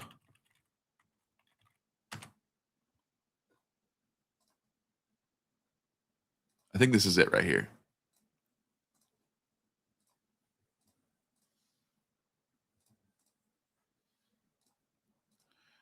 First Clement. Here we go. Look what he says, dude. So this is written in 96 AD from one of your popes. In fact, before I even show you this, let me just show you something. Clement of Rome. Clement of Rome. If anyone doesn't know, just in case anyone just has no idea, you might not. Most people know who this is. Clement of Rome, or Pope Clement, the Bishop of Rome in the late 1st century. His papacy begins in 92, he dies in 100, and he wrote most of his sources in the 90s. And he's venerated, not just in the Latin West, in the Catholic Church, he's venerated universally among all Christians. One of the most venerated Christian figures of all time. He's even mentioned in the New Testament. Paul says, hey, tell Clement, blah, blah, blah. People think that's the same Clement. Some people push back on that, but he's mentioned in there. See what I'm saying? He met Peter, he knew Peter, Paul, all of that. Big deal. Total Orthodox figure, total Catholic Orthodox figure, not a Gnostic at all. It has nothing to do with Gnosticism, right? Think again. Think again. This is from Clement's own letters to the Corinthians. And he says, the phoenix as an emblem of our resurrection. Are you hearing me out right now, guys? What? You should go, what? The phoenix? I didn't know the phoenix was in Christianity. Let us consider what a wonderful sign of the resurrection which takes place in the eastern lands. That is, in Arabia, in the countries round about. There is a certain bird called a phoenix. This is the only one of its kind and lives 500 years. And when the time of its dissolution draws near, that it must die, it builds itself a nest of frankincense and myrrh and other spices, into which, when the time is fulfilled, it enters and dies. And you know this is the oil of the anointing oil that you prepare the mummies with for resurrection. But as the flesh decays, a certain kind of worm is produced, which, being nourished by the juices of the dead bird, brings forth feathers. Then, when it has acquired strength, it takes up that nest in which are the bones of its parent. What? And bearing these, it passes from the land of Arabia into Egypt in the city called Heliopolis. I've been there, by the way. City of the sun. And in an open day, flying in the sight of all men, it places them on the altar of the sun. And having done this, by the way, that's a pagan altar, guys. It's not a Jewish altar.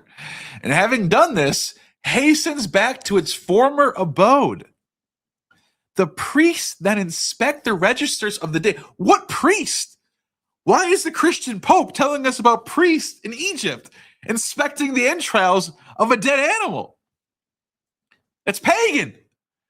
And find that exactly returned 500th year was completed. So then he says, do we then deem it any great and wonderful for the maker of all things to raise up again those who have impiously served him in the assurance of good faith, when even a bird, he shows us the mightiness of his power to fulfill his promise. Now, notice something here. Did Clement say anything about this being a myth or this being false or something that didn't happen, but it's just a sign or some sort of fable to teach us morality? No, he says this actually happens. There's no indication on here to say that Clement is talking metaphorically here. And the reason why I bring that up is because Christians have been telling us this for hundreds of years. Ever since people have been looking at this text under scrutiny, Christians have been going, oh, come on, calm down. There's no phoenix in our religion. Clement was just talking metaphorically. He does not say that here. The earliest form of Christianity was inseparable to what we find in Gnosticism. Inseparable. I'm telling you, it's inseparable. All the separations happen around 180 to 200 AD. When you start getting to Irenaeus and Hippolytus, or maybe Justin Martyr, you could say Justin Martyr too. The Marcionite schism is the first schism, around 140, 150 AD. Before 140 and 150 AD, you have Clement agreeing with people like, I don't know, Basilides, who's a Gnostic. So I wanted to show you guys that because the AION is central to all of these cults. At Lab 88201 dropped $5 super chat. Do you think John 13:18, he that has eaten my bread has lifted up his heel against me, is a reference to the cursing of the serpent in Genesis 3:14? Yes, it is. So it's doing two things. Let's go to it. John 13. Let's go to the text.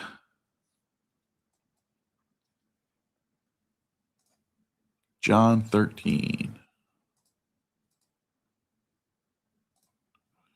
John 13:18. All right. Let me share my screen.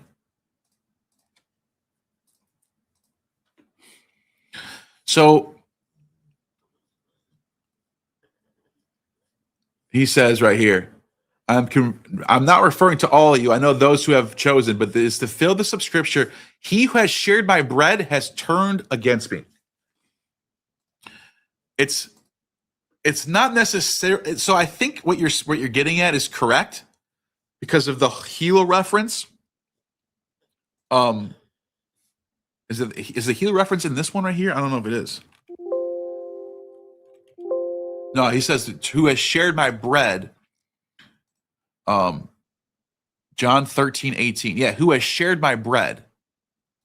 Now, the reason why this is, I actually didn't even know where you're getting. I thought I'm thinking of a different verse, but the reason why this is actually more important is because some about betrayer sharing bread. Watch this.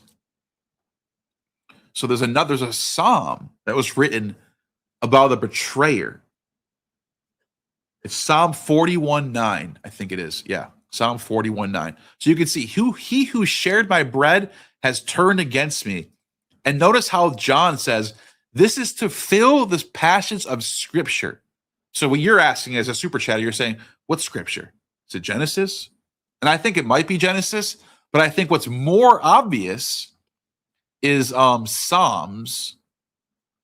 Let me show you right now. What exactly is being fulfilled here is from Psalm. It's usually Psalm. Usually a messianic thing, a messianic prediction, or prophecy. It's usually Psalms. Not always. It's a lot of times it's in the prophets themselves, like Isaiah, Jeremiah. But a lot of times when they talk about the fulfilling of scripture, it's something to do with Psalms. Like Jesus on the cross. Eloi, Eloi, lama sabachthani. That's a psalm. So okay, what am I talking about here? Well, if you go to Psalm 41:9, let's go to it. I think it might be Psalm 40 or 41. Let me try 40. Let's try 40:10. Psalm 40:10. He says, look at this. Wait, this is not it?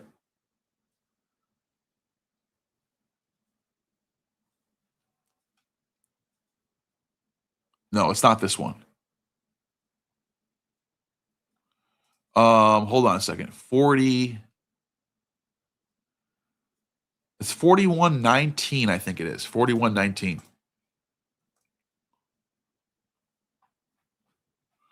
Wait, it's not even in here.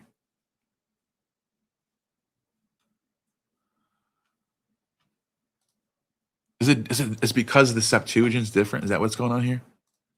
Hold on a second.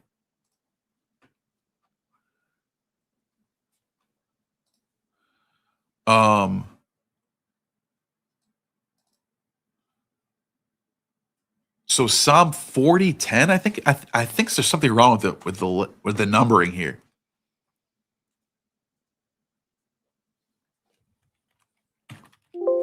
Bread. Nope. Which one is it?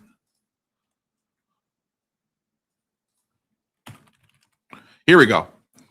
Psalm 41:9. And let me just pull up the because it's probably coming from the Greek too. Usually the New Testament comes from the Greek. Not always. Usually, yeah, it does. This is from the Septuagint. And he says, "Someone who I trusted, who I shared my bread with, has turned against me." See what I'm saying? So whoever wrote Psalm 41 is writing about, it says right here, when will he die and his name perish? The one of them comes to me. He speaks falsely. His heart gathers slander. Then he goes out and spreads it around. All my enemies whisper together against me. They imagine the worst for me, saying, a vile disease has inflicted him. He will never get up from the place where he lies. Even my close friend, someone who I trusted, one who shared my bread, has turned against me. And not only that, but in Genesis, so watch this. Genesis, Judas sells out Joseph. That is from Genesis. Let's see, Genesis.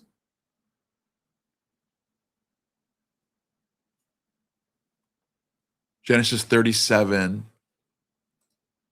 So, all right, remember, you got the shared bread thing, right? But you also have Genesis 37. Genesis 37, 26 through 27. Look what it says. Judas.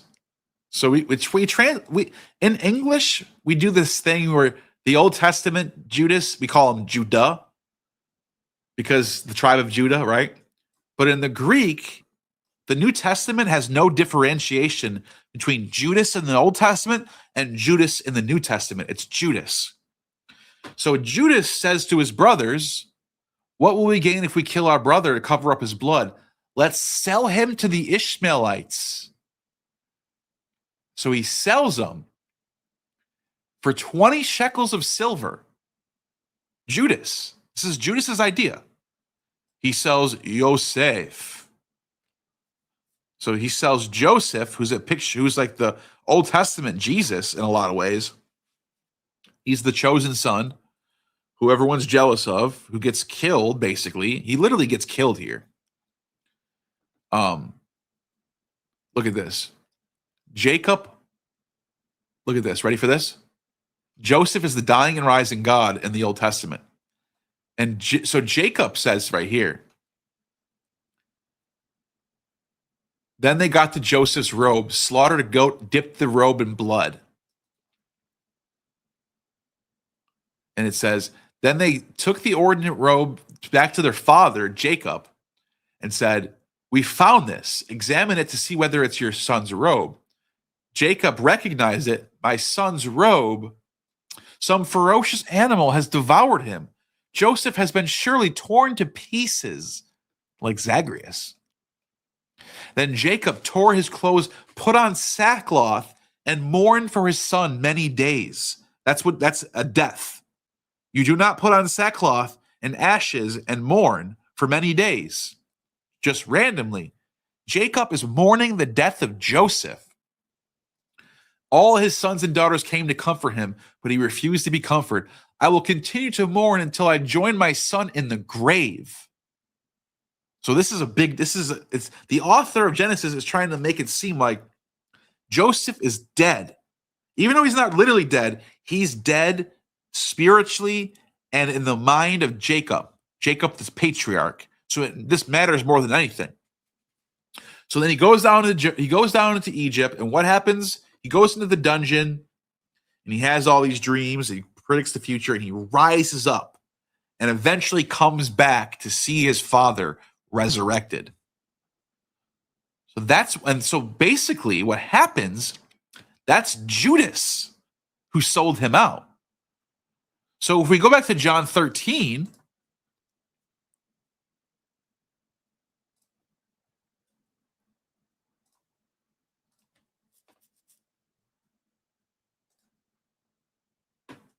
go back to John 13:18, what happens?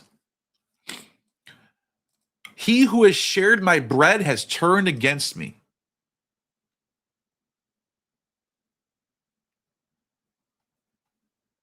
Here we go. It is the one whom I will give this piece of bread when I have dipped it in the dish.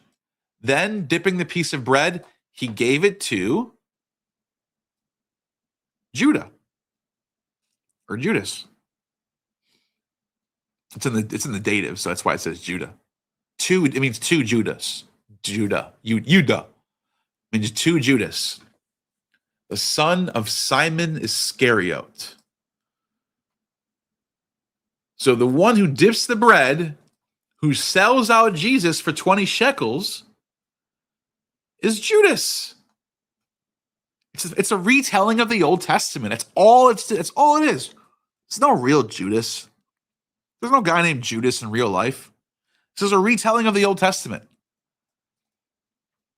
That's what this is. The retelling of the Old Testament in Greek. And that's why he's the one who said it's so simple. It's so simple once you see it. Great. Thank you for the super chat. That good question. So then you go back to, speaking of dying and rising and Joseph and all that stuff, the figure of AION is the dying and rising Logos figure that is central and ubiquitous in this time period. So it's in Christianity, it's in the cult of Antinous, it's in Mithraism, it's in Orphism, it's in the Attis stuff. You have this figure who's like a savior figure who gets killed and he rises up, becomes a god, and he can heal you. That's always part of it. He can heal you if you believe in him. So look, you can see this right here. That's AION at the base of the column of Antoninus Pius. Isn't that crazy?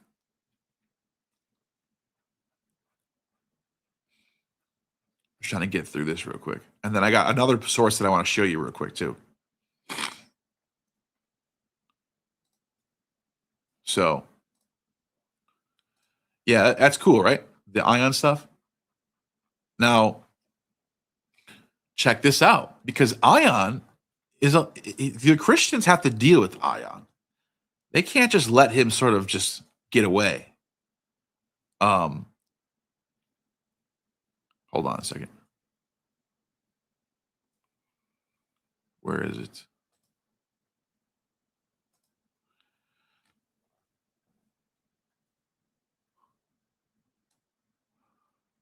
Where did I put? Okay, it's in this particular. Okay, hold on a second. Sol, S-O-L. There we go. All right, so this is from the Suda, guys. There's a Suda website. It's not the greatest looking website, but they do a good job of translating ancient Greek. So this doesn't have the original Greek here. It has a Greek. It has the Greek here, but not in Greek. So you can read it, but it's transliterated for you. So you have to sort of like Oh, you have to just read it and know what it is. So it's there, but it's not like Greek. Thank you for joining. Member for 22 months. @Vatican_Pan_Danny Bees has become initiated. The nest of the phoenix is similar to holy oils and incense, drinks used in Judean rituals, even Hindu Shiva. A world religion of Bacchic inspiration. Yep, exactly. The frankincense, myrrh, these are very ubiquitous ingredients in rituals involving anointing, burial, all various things. Frankincense and myrrh. I mean, if you read the Orphic Mysteries, the Orphic right here. Here's the Greek Orphic Mysteries right here. I have the Greek version of the Orphic Mysteries right here. And there's 88 hymns, and every single hymn tells you which incense to burn before you start singing the hymn to the god. So you get your incense, you put it up, you light the incense, and then you sing the hymn to the god.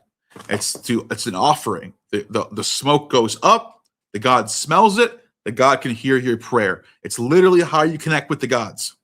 Incense is so important. So the incense can also make, or those various aromatics and substances also can produce oils for anointing. For example, let me see something real quick. Where is it?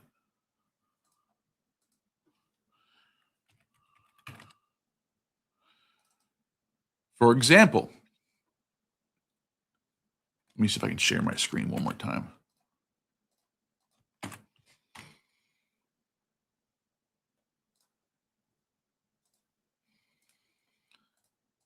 Get back to AION in 1 second. So this is from Barnea's book, by the way, Yahwism under the Achaemenid Empire. And right off the bat, one of the first topics is this papyrus that they found from like the 5th century BC for the Judeans and what their rituals were. And he says,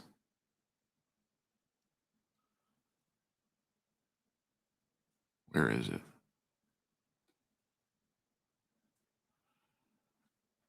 There's a Yasna ritual, it's called. He says right here, 5th century BCE include the presence of magus priest, also a fire altar, provisions, and the sacred drink haoma, and other necessities. Talking about Yahwist, talking about priest of Yahweh. The presence of magi in the contact with the Yahwist at Elephantine is in fact documented on a legal papyrus from October 30th, 434 BCE. We're talking about, this is like the time of Herodotus.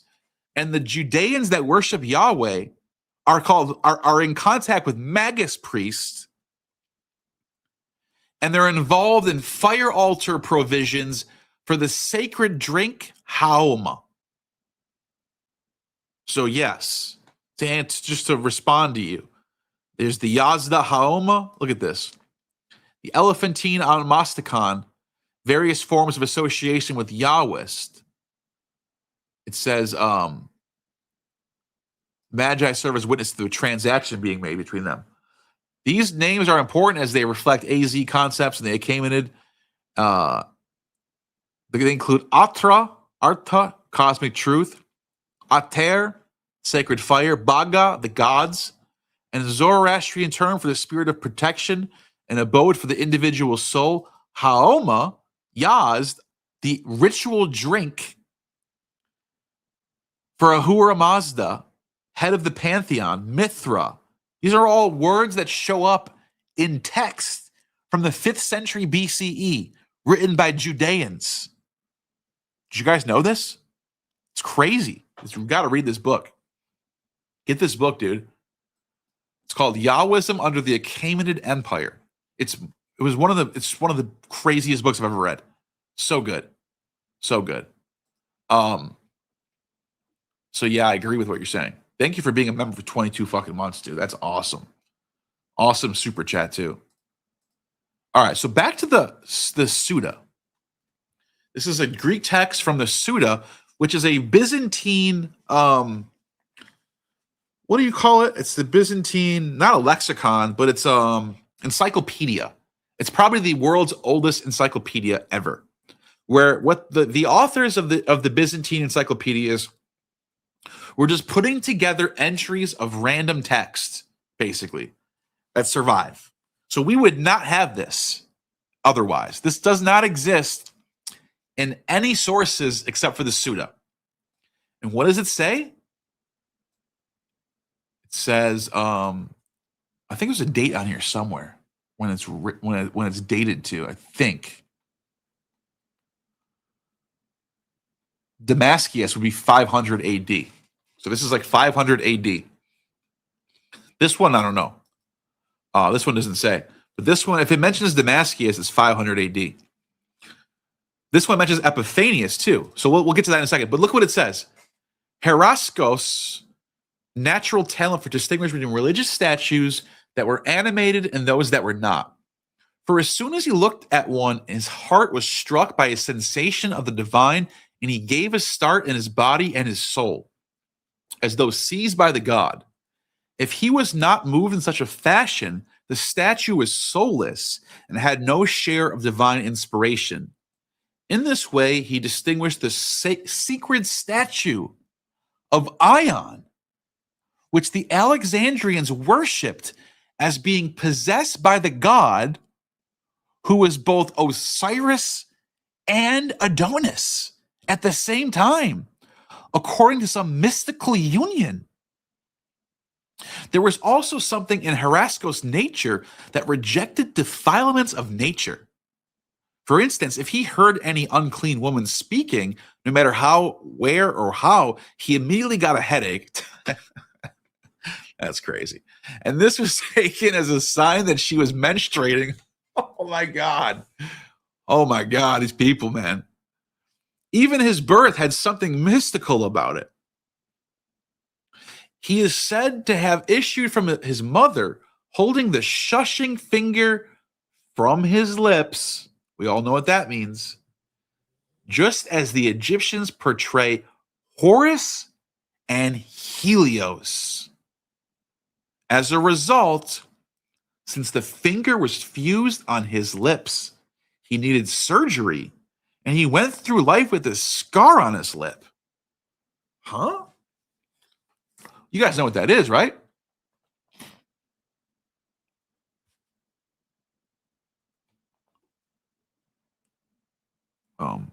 One second. I'll show you exactly what this is. This is Horus. Horus the child.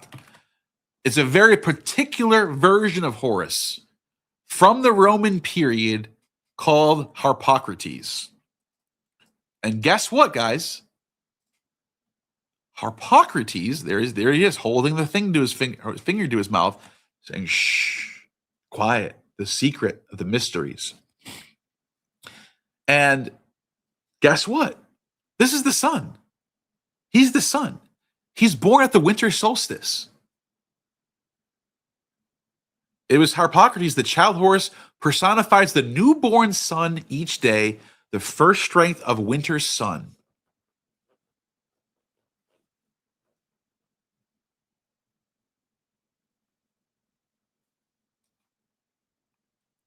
These gods are the same. Those who in Egypt are called Serapis and Isis, though Harpocrates with his finger makes a sign to be quiet. The same first could be called Saturn and Ops. So, okay, that's Harpocrates. What else does it say in the Suda about AION and Harpocrates? He says, Epiphanius were both an Alexandrian in origin and very expert in the rites accepted by the Alexandrians. Euprepios presided over the rites called Persian, but Epiphanius over those concerning Osiris. Not only so, but the rites of the celebrated god, of the god celebrated as AION. Though I could not say who this god is, Nevertheless, I am not writing in accordance with my present purpose. Epiphanius has a leadership role in these rites. These men were not born into the time-honored style of life, but overlapped and met those who were, assisted by them, because the sources of many blessings of the contemporaries, eloquent heralds, especially of ancient stories. And you have another repeat entry down here where he says, there's a secret statue of Ion, which the Alexandrians worshipped as being possessed by a god who was both Osiris and Adonis, according to a mystical union. Down here, once again, it says, the priests, especially the garment of Osiris. Here, let me go back a little bit.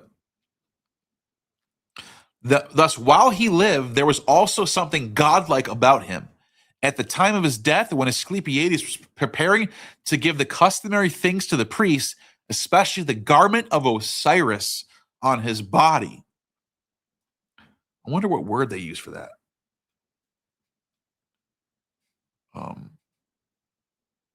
How do I find exactly where this is, though? I can find the word birth and then go back a little bit. That's going to be hard to find. Oh, there it is, Sindone. Holy shit. I was literally guessing. I wonder if the word is Sindone. And it is. It's right there. Tone Sindone. Tone Sindone. Isn't that something? So look at this. We have a Sindone being used in a ritual sense. The secret statue of Ion, which the Alexandrians worshipped, he says, Asclepiades was preparing to give the customary things to the priests, especially the garment of Osiris on his body. Now let's go back to where it says Sindone.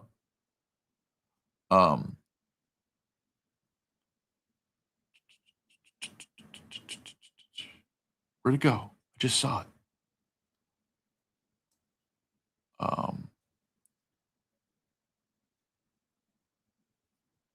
Where'd it go? Just deleted it. Just lost it all of a sudden.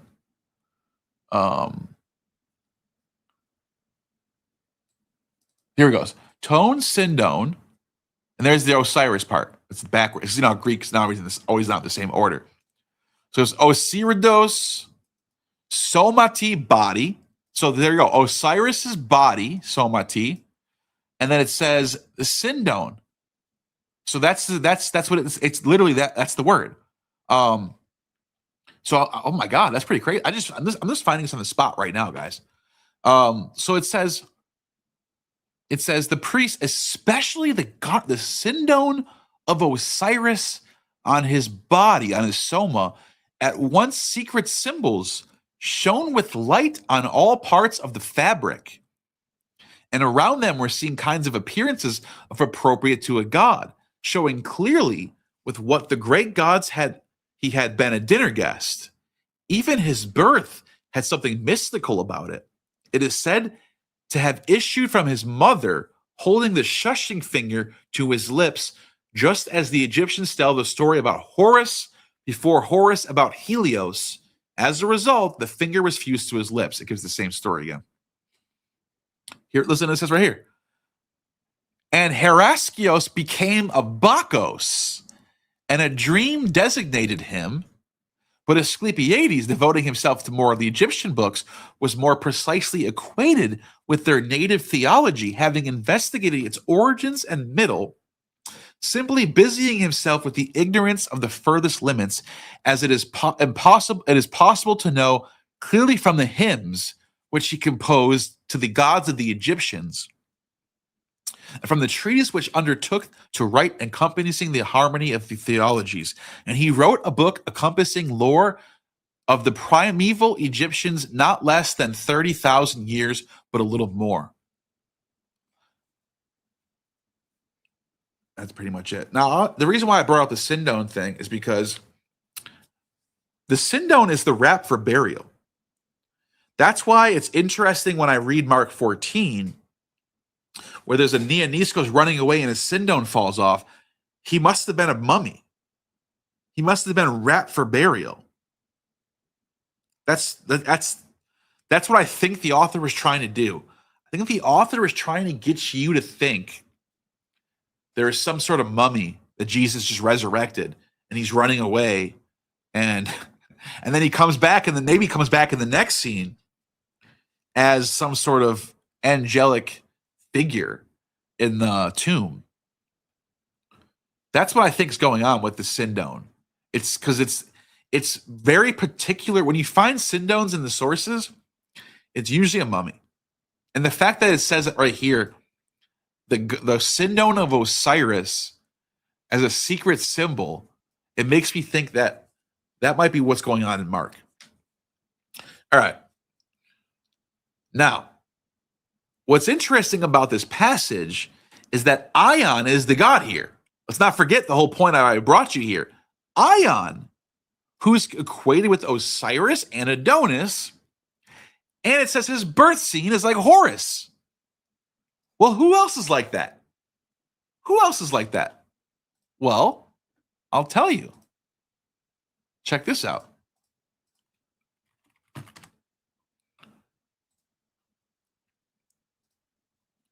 about to get full circle on you guys. Plutarch on Isis and Osiris.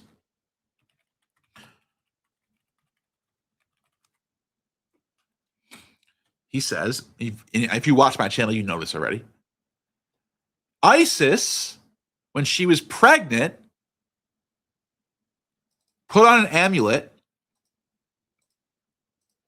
and gave birth at the winter solstice to Horus the child. That's what Harpocrates means. Horus the child, the one who goes like this, shh, the one we just literally learned about 2 seconds ago.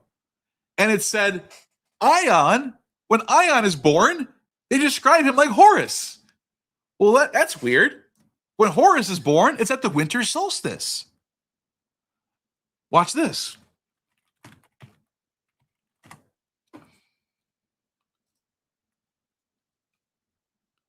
At the winter solstice, they lead a cow. That's Isis, by the way. Isis is Io in Greek. That's in tons of sources.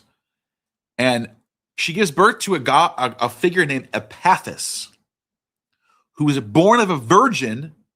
She's literally called the cow, the bull virgin, Toro Parthenos. And she gives birth to Epaphus.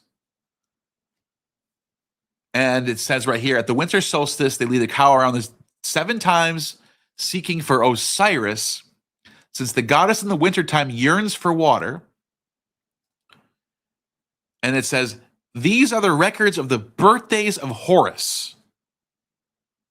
It's about the sun. Here's talking about resin, talking about drugs. And they make a triple offering of incense to the sun, an offering of resin at sunrise, of myrrh at midday, and kaifi at sunset. Kufi.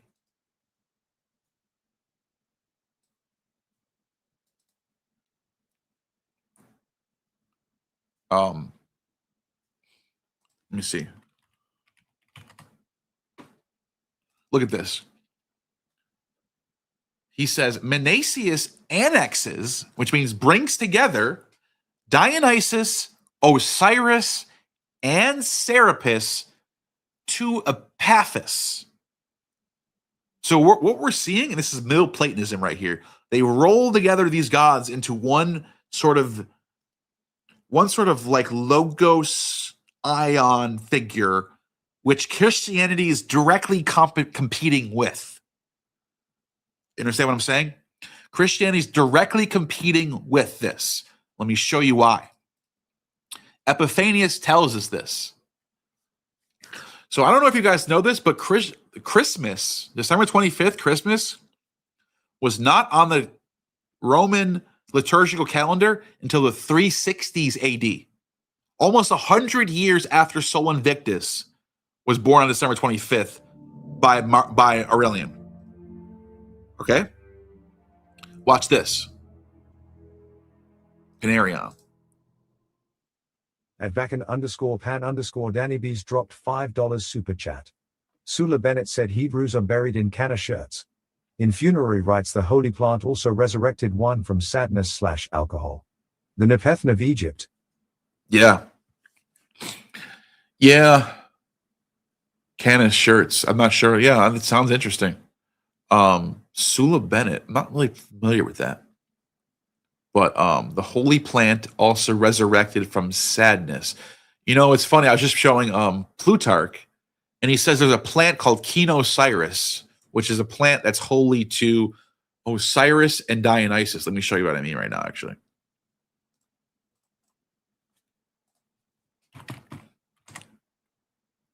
Right here.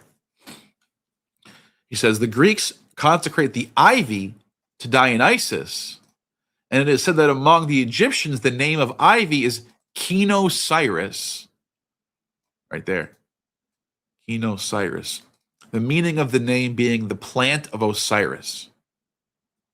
I was literally just on this page too, 2 seconds ago. But now I got to show you how I know Christianity is in direct competition with the rituals and manners of worship for Christ with these gods, with the Aion, particularly Aion. Aion is the central of all this, as we just saw in the Sutta. He is the figure that comes out. It's funny because he rises like a phoenix out of all these dead pagan gods. Aion rises up. He's the figure that takes over. And then, for some reason, Christianity just usurps it completely. At Dr. Humanuel dropped $5 New Zealand super chat. Macrobius equates Aeon to Janus in the Saturnalia Book 1. You're already ahead of me, man. Yes, I like this line of thinking about the Aeon. Rev 22.13 alpha. Yeah. Thoughtful face emoji. I was going to go to Macrobius. I have it on my list. I was going to get there. And then, yeah, Revelation 22.13. I'll pull that up next, actually, if just to show people so I don't forget. We got another super chat. Still dropped $10 super chat. S. Mill still in the house. Primacy in Rome, Mithra, Apocratus, Invictus follow from rise of a moon Ra/Atom Ra/Ra Harti solar religion in Egypt.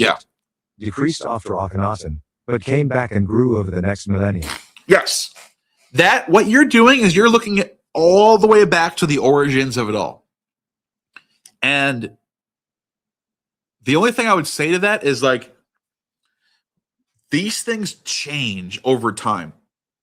So you're absolutely right. The roots of all of this is going back to the Bronze Age with the solar Amun-Ra, Horus, the two Horuses, and Osiris, right? It's where all this really does come from. And as I mentioned, Algis Ozdanovich in this book right here, Orpheus and the Roots of Platonism, he really demonstrates that. My camera seems to be going out. I think I have to fix that in a second. Yes. Let me go to while I'm fixing. Why is it blue? That's weird. My camera is blue for some reason.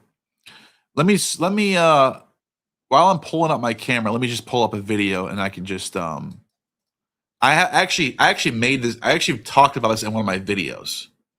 So why don't I fix my camera, and then while I'm doing that, I can show you what I'm talking about. Let's see.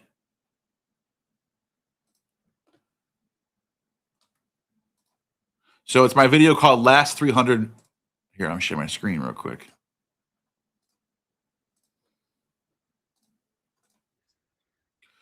It's called, well, my screen's all blue for some reason. Oops.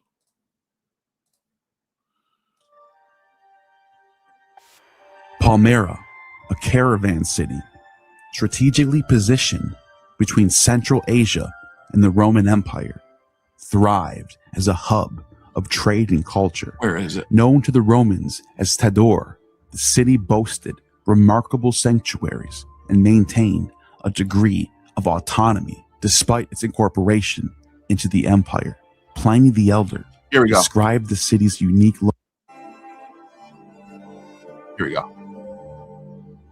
Heliacal syncretism deeply influenced the myth of Adonis.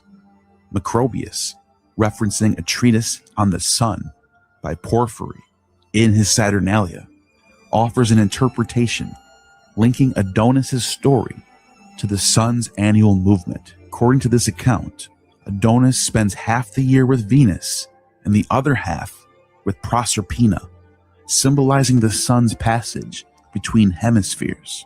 Among the Assyrians and Phoenicians, Venus, the goddess, is said to mourn as the sun enters the lower hemisphere in its zodiacal journey. The shortening days and the apparent retreat of the sun evoke a sense of death, as if it were carried away by Persephone herself, the goddess of the underworld. Adonis is reunited with Venus at the spring equinox when the sun returns to the northern hemisphere, his resurrection, bringing longer days. The boar, a cold and damp creature, is emblematic of the winter and the death of Adonis. Macrobius describes the statue of Venus on Mount Lebanon, veiled and sorrowful, resting her face on her left hand as if shedding tears.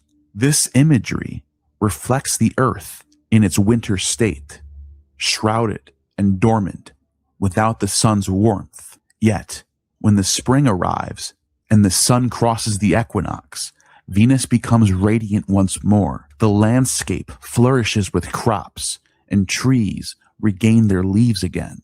Animals begin to mate with each other, embodying her joy and rejuvenation. This renewal was likely why April was consecrated to Venus, which we still have for our calendars today. Adonis himself was part of a mystery cult. Some suggest that the villa of Phanius Sinistor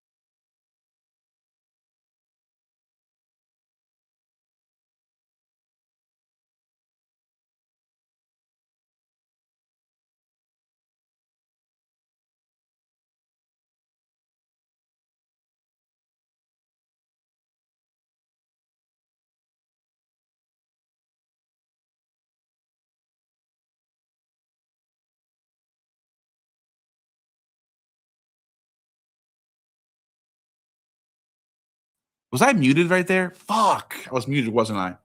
Hold on. Was I muted, guys? Yeah, fuck, dude. My bad, guys. All right, we'll just start that over. So, the super chat from Dr. Human. I don't know how I got kicked off the screen. That was weird. But whatever. Dr. Humaniel, you drop Revelation 22, and I'm glad you did. So I hope what I said was I hope this is all coming together. And hope this is all making sense, right? So in Revelation, they're constantly referencing deities. And it's obvious that they want you to think it's deities. They don't want you, the way it's translated, death and Hades were thrown in the lake of fire. And they're like, oh, it's just symbolic, just death. And the sea gave up the dead. Guess what, guys? It's got the definite article. Hey, Thalassa. Ho Hades, ho Thanatos, with the definite article, that's a deity. They want you to think that is the god Thanatos, that is the god Thalassa, that is the god Hades. And why do I know that? Because look what I'm holding in my hand right now. The 88 Orphic hymns in Greek. The 88 Orphic hymns in Greek. And guess who you have in here? Guess who have their own hymns dedicated, who you can offer to in contact with? Guess who it is? Well, if you thought Ho Hades is one of them, you are correct. there is a hymn to Ho Hades in here. If you thought Ho Thanatos was one of them, ding, ding, ding, you are correct. If you thought Hey Thalassa was one of them too, you are also correct. All three of these are deities in the Orphic hymns. And it says death and Hades were thrown in the lake of fire, and Thalassa gave up the dead. They're all giving in to this new god. They're all giving into this new god, right? From, the Zoe, this Zoe bringer, right? Well, as Revelation 22 points out, look at this. The last chapter of the Bible. Look at this. Right here, you get, right here. So it says, the angel, the messenger, right? The messenger showed the river of the water of life. It's clear as crystal, flowing from the throne of the God and the Lamb. And the Arniu.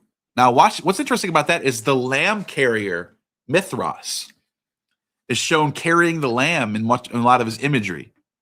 But let's keep going. You got 12 crops of fruit, and it says no longer there will be any curses, right? And then it says the throne, thronos to Theu, kai to Arniu, the throne of the Lamb will be in the city, and the douloi, the servants, will serve him. So this is a conquering of the old pagan worldview. That's what this author is trying to say. I already showed you Hothanatos, Hethalassa, and Ho Hades are all already given up. They're already subdued. But they're not done yet. He says, and Nyx right there. There will be no more Nyx. There will be no more Nyx. And it says, and they will not need the light or the light of Helios. They will no longer need Nyx, and they will no longer need Helios. For the Kurios Hotheos will give them light. He replaces Nyx, he replaces Helios, he replaces. By the way, those are all gods in the 88 Orphic hymns. I just named 5 of them already. Thanatos, Thalassa, Helios, Nyx. Gods after gods after gods. Also, don't forget about Revelation 9. Before we keep going, Revelation 9 says,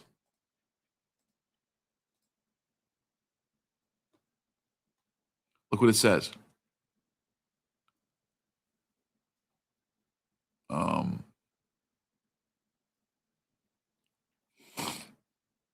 Where is it? Here it is right here.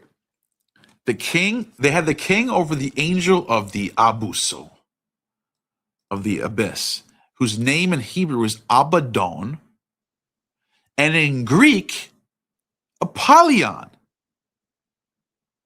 Apollo is just sitting right here, and everyone just thinks, oh, that just means destroyer. But it's like, dude, that's the name of Apollo.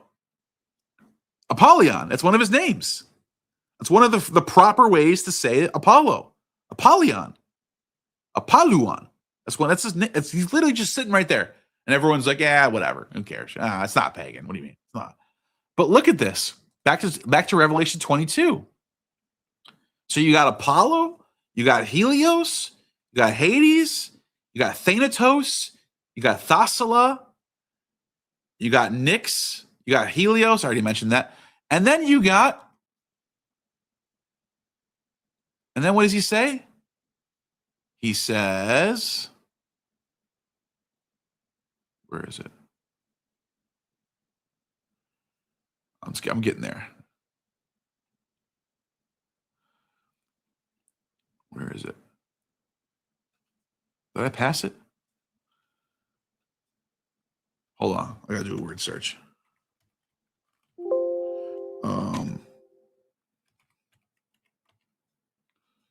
Here we go. Okay, here it is. There will be no, I was just on this verse. I'm such an idiot. There will be no more Nyx, and we don't even need the light of Helios anymore. You want to know why? Because Hurios Hotheos is going to be the ruler, will reign forever, Ion to Ion. To Ion to an Ion. There's the Ion. Now, that's not, now, okay, and let me just be clear. It does have a definite article here. Tous, which is accusative. But it has that, it's not the god Ion, but I do think the theme of Ion in this passage is basically saying this god right here, the Kurios Hotheos, is that Ionic god that's taking over the old world. The old world of paganism and idolatry and all this wicked stuff, that's being taken over by the new god, the new death and resurrection, the new Phoenix God, the new Ionic God, who's the Lord of God, the Lord God, right? Who is the light bringer? He literally says he will give them light. He's the new light bringer. You don't need this Helios. You have this new Ionic light bringer. And it says, and then it says, in the verse that my friend here wanted to see, in verse 13, it goes on to say, he is the Alpha and the Omega. Alpha and the Omega. The Protos and the Eschatos. Eschatology, right? Eschatos. The first and the last. The Arche and the Telos, which is going back to Aristotle. Remember, I brought up Ion. Goes all the way back to Aristotle. Aristotle's God is Ion.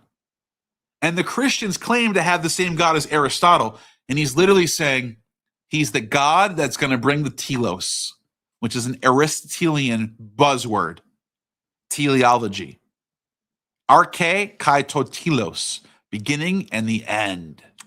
The eschatology. The telos. Right? You see what I'm saying here? It's the triumph over the old folk gods, right? In a sense. And then it says, see, then it gets into like those who practice magic arts, those who are sexually immoral, idolaters, and everyone who loves practice falsehoods, all the pseudos. Literally says pseudos right here. And it says, I am the root, the Ritza, and the Genos of Dawed. Hoaster, Holampros, Hoprenos. The light, the shining star, the morning star of the morning. The shining star of the morning. That's what it says. He's the root and genes of David. You understand what's going on here? Whoever wrote this, clearly Jewish, by the way. Clearly Jewish, clearly influenced by Middle Platonism, in particular Aristotle and Plato and Heraclitus. And they clearly are hoping that the root of David will conquer the evil pagan world of Thanatos, of Hades, of Helios, of Apollo, of Nyx. And those gods will be replaced by this Ionic Christian Jewish figure called them, that's what they're calling for here. They're calling for a new world order. The spirit, the pneuma, and the nymphe, the nymph and the spirit say, ekru kai akuon, saying, come, let those who are thirsty come. But let those who thirst come. Dipson. All right, so you get the point here. You get what's happening here. There's an usurpation, great Great selection on that verse, man. And I do want to get to Saturnalia before I end here. I did want to show that. That's one of the last it's actually probably the last pagan book ever written. That's why I was waiting to put Saturnalia last. Because he even says Yahweh is taken over. Macrobius literally says Yahweh is taken over, dude. It's over. Yahweh, he's the God now. I'll show you. He says that. Thank you for the super chat. Oh, and then this one right here. Absolutely agree with you. This all goes back to Egyptian, but you got to be careful when you say that because it's not a one-to-one. These things morph and they change, and then there's new things being brought into the fold. Like Heraclitus's influence is a big deal. So after 500 BC, there's a big change happening in the educated global community, the scientific community. That's what they would call themselves back then. And they were just theologians. You know what I mean? Instead of chemistry, you had alchemy. You know, there was the scientific community of the day. And so I want to pull up Heraclitus one more time, just to remind you what I started off with. Heraclitus, right? He says, Ion is a child playing checkers. The kingship belongs to Ion. Right here. Ion is the child who's in control. The kingship belongs, and we just saw Revelation saying the Basileia uses the same word. The kingdom belongs to this Ionic god, the Ion of Ions, called Kurios Hotheos. So this is 600 years before that. And what does he say about paganism? Watch this. Wait, I think it's images. Wait, what is it? Is image or what? Hold on. Doorpost. Nope, I can't find it now. Hold on. Heraclitus fragment about idols. Which one is it?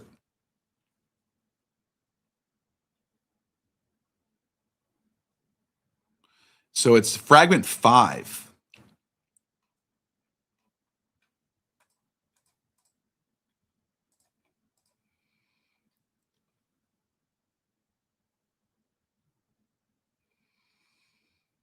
Is this even it?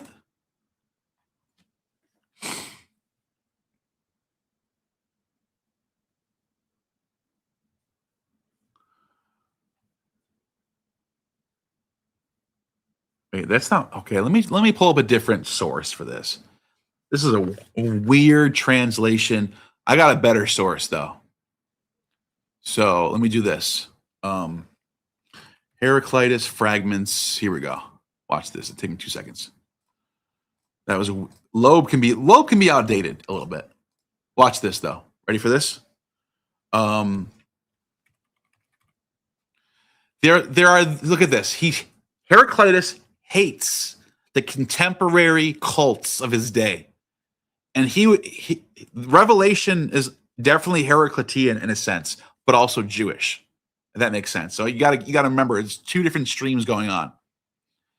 The pagans are trying to clean up, or the Platonists are trying to clean up the pagan world and be more philosophical and more mature, which I agree with. The Jews and the Christians are also trying to push back against the Gentile world, adopting some of the ideas you get in Plato and Heraclitus and Pythagoras, but also trying to lump in the pagans and the Platonists as all one thing, while disassociating themselves from the very people that they're being inspired by. So, for example, look at this. Heraclitus says right here, these people, they purify themselves by defiling themselves with blood, just as one who stepped in the mud were to wash his feet, and a man marked to him doing this would deem him mad. And they prayed, and the word is idols or images. They pray to these idols as if one were to talk to a man's house, not knowing what gods are, not knowing what the divine is, he says. And he even talks shit about the Bacchics. Look at this. Nightwalkers, magicians or magi, Bacchoi, Lanaya, and the initiated. The mysteries practiced among men are unholy mysteries. He's hating on them. He says, Dionysus, that they made a procession and sang a shameful phallic hymn. They would be acting most shamelessly. But Hades is the same as Dionysus, in whose honor they go mad and rave. And we just saw what happened in Revelation to Hades. So if that's not Heraclitean, I don't know what is. So before I go to Macrobius, we already saw that this Ion figure is born on December 25th. According to Plutarch, that is a Middle Platonic invention to the whole entire theocracia, if you will. This idea that there's a solar birth at the winter solstice. You get this in Porphyry. Porphyry says that souls are born at the winter solstice, and when they die, they go through the summer solstice. He says the two solstices are open portals. Porphyry says this. He says that when souls are born, they come through the winter solstice, and they find their ways into, the semen of a man, and then they end up becoming part of the world. And then he says when they die, when they leave this realm, they go through the summer solstice, where all the heat from the sun just absorbs everything, takes away the dead. Isn't that crazy? That's a scientific way of thinking about shit. That's Porphyry. So this idea of the solar ionic god being born at the winter solstice is in both Christianity and Platonism. And so who talks about this is actually Epiphanius. We all love Epiphanius on my channel. We love Epiphanius on my channel. And he says,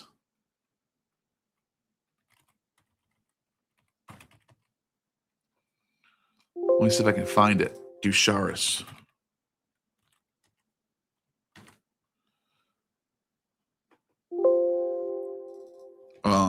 Wait, Corey. I think I could. Is this the right book?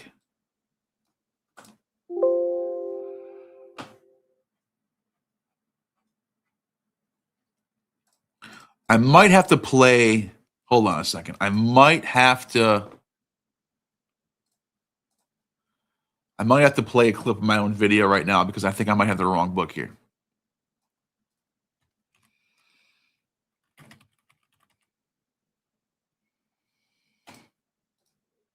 Yeah.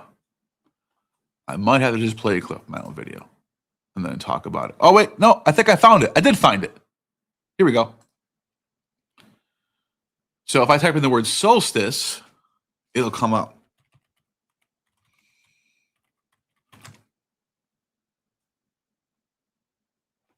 Here we go. So Epiphanius writes about this. He says, the Savior was born during the 46th year of Roman Emperor Augustus. And he says, Christ was born on the 8th day before the Ides of January. You know what that is, right? That's January 6th. 8 days before the calends of January. So look at this. So, however, the date is given on the 8th before the calends of January. Oh, wait, no, the calends. I'm sorry. The Ides of January would have been, okay, I'm wrong. December 25th, the calends is the 1st.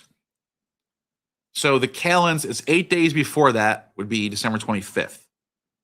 Right? Yeah. Okay, so we're good. Never mind. I was wrong. That was my bad. He says, on the 8th, 8th before the Ides. I was right. does say Ides.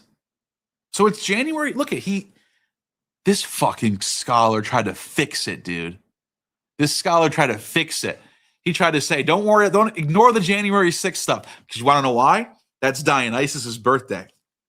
And that goes back to Pliny the Elder. Okay. We got a couple sources we got to go before I close this thing out, before I finish everything. All right. We're gonna pull this whole thing all together.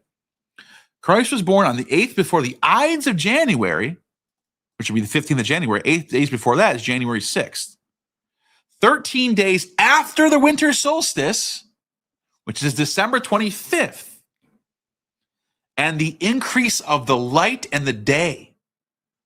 Greeks, the idolaters, celebrate this day on the 8th before the calends of January. That's December 25th. So he's saying the pagans celebrate this day on the winter solstice. Well, we say Christ was born on January 6th.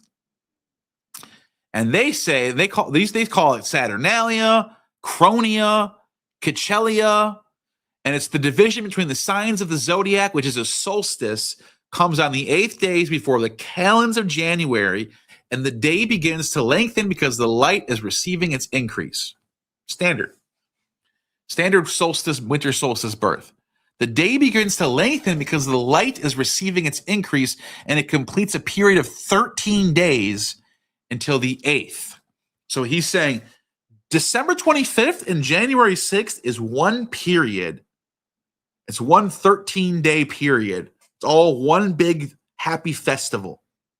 It needs to be marked. The day of Christ's birth, with the 30th of an hour added to each day. The Syrian sage Ephraim tested to this calculation in his commentaries when he said, thus the advent of our Lord is birth in the flesh, or perfect incarnation, which is called Epiphany, January 6th, was revealed after a space of 13 days from the winter solstice. Okay. At late 88201 dropped $5 super chat. Have you ever heard of Isaiah 14 as a reference to Jesus? Weakening of nations is against the gods. It matches your reading of Revelation incredibly. Huh. I never heard about that. That's interesting. I wonder if any Jews think that. Because they like to, first of all, just to be clear, Isaiah 14 is about the king of Babylon. It tells you this. It says, put up this taunt against the king of Babylon. Oh, you were like this morning star, and now you've fallen. And then Jerome comes along, and Jerome decides, well, it's about Satan. It's about Lucifer is Satan. Jerome invents that. I can show you that, actually.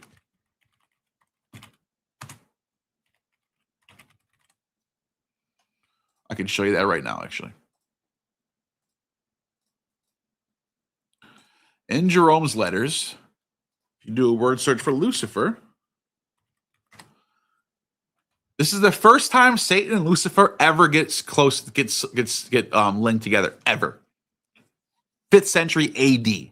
Nothing before this ever calls Lucifer Satan, ever. So he says, the Savior came not to send peace upon the earth, but a sword. Lucifer fell. Lucifer, who used to rise with the dawn, he used to be the dawn riser, and he was nurtured in paradise of delight, heard the well-earned sentence, thou exalt thyself as an eagle, and I will bring thee down, says the Lord. For he says, I will exalt my throne above the stars, and I will be like the Most High. And there's that passage. There's that Isaiah passage. So this is the first Christian ever to associate Isaiah with Lucifer and Satan. Because the passage does say Lucifer in the Latin. But that's because Jerome, when he translated Eosphorus, he decided that, well, I think this passage is not only about the king of Babylon, but also it's about the fall of Satan mentioned in Revelation. That's what he's doing. So he's saying the title of Dawnbringer, that Jesus is the Dawnbringer, but Lucifer is like trying, he used to be the Dawnbringer. Not anymore. Now it's Jesus. That's what he's saying. So back to Epiphanius now. He says, look at what he says here. He says, those who preside over the cult of idols confess a part of the truth, and they celebrate a great festival on the very night of the Epiphany.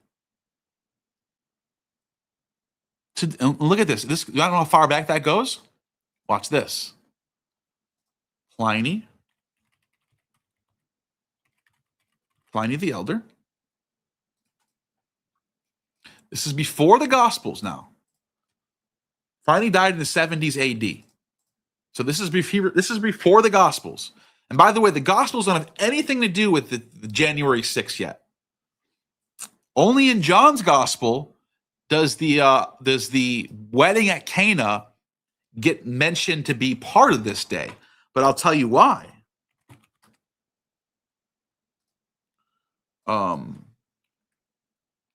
He says, Theodosia. Look at this. Oh, wait, is this the right source? Oh, it's in Greek. Whoops.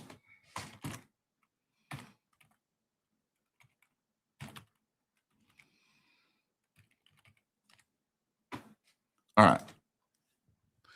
Look at this. Pliny the Elder, before the Gospels are written, says this.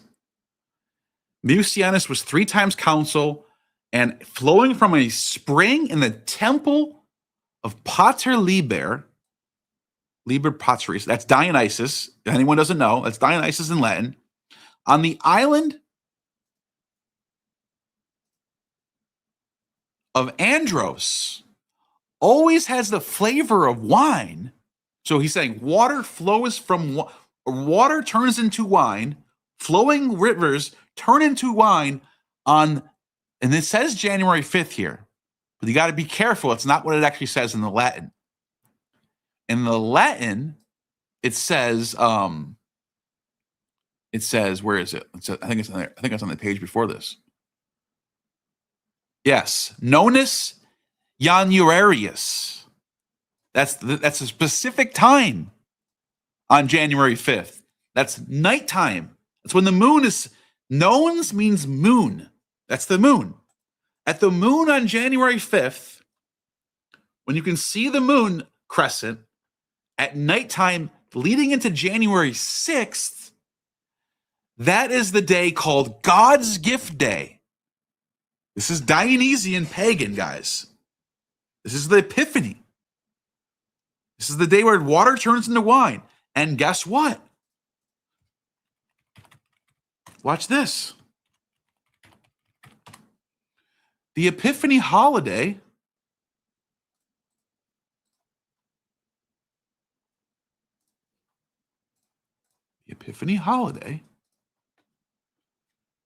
guess what it celebrates? January 6th. And what does it celebrate? It celebrates the baptism of Jesus, the 3 magi, the theophany, and the wedding at Cana when water turns into wine. What? What do you mean? You're telling me the Dionysian holiday is the same day as the wedding at Cana? Yeah, I am telling you that. And look what it says right here. It says, on the Epiphany Eve, the 12th night, it's called the Epiphany Tide. So watch this. And look, this goes back to Clement of Alexandria. 200 mentions this. He says it's from the Gnostics. Basilides, they celebrate the baptism on this day. So, okay, so let's go back to Epiphanius now. What the hell is going on? On the same day as the Dionysian AION mysteries, that you're telling me they celebrate the birth of Christ? And it's connected to the winter solstice? It's 12 days called the Epiphany Tide? Yeah, that's what I just said. That's what I just showed you. I didn't just tell you. I showed you this. I'm showing you in real time. And then he says, this is the same day the pagans celebrate this stuff, guys. He says, first at Alexandria in the Corium. That's Isis's temple. Corium. A very large temple called the Shrine of Cori. That's the Virgin Isis, guys. Virgin Isis. You know what he says right here? They have a night-long vigil. Torch bearers descend into the underground shrine. Cock crow. Bring up a wooden image of a seated naked on a litter. It has the sign of a cross with gold on its forehead and 2 other signs on its knees. And they carry the image 7 times. Remember, if you guys have been paying attention for the last half an hour, you just showed me say that when Horus is born, remember this. Where's Plutarch at? We'll just pull it back up again.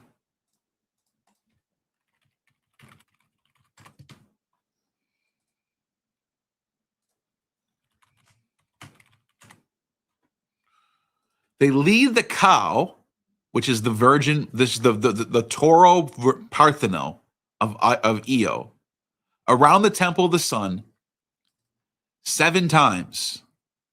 7 times around the temple. The birthday of Horus.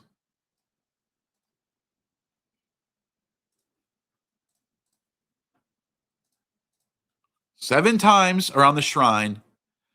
And they say, what does this mystery mean? And they reply, at this hour, Cori, it's Isis / Persephone, the mother of Dionysus and the mother of Horus, depending on what source you're talking about. That is the virgin, gave birth to AION.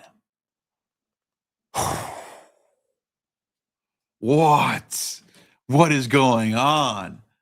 But I thought Tim O'Neill said, nope, Tim O'Neill's an idiot, guys. Tim O'Neill's an idiot. But I thought inspiring philosophy said, nope. Doesn't read the sources. Nice guy. Doesn't read the sources. This is the same day and same way in Petra.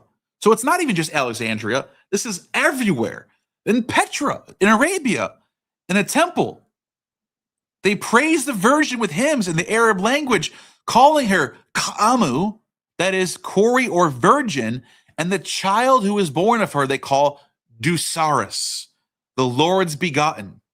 And this is done in the night in the city of Alusa, and in Petra, and in Alexandria. What? Well,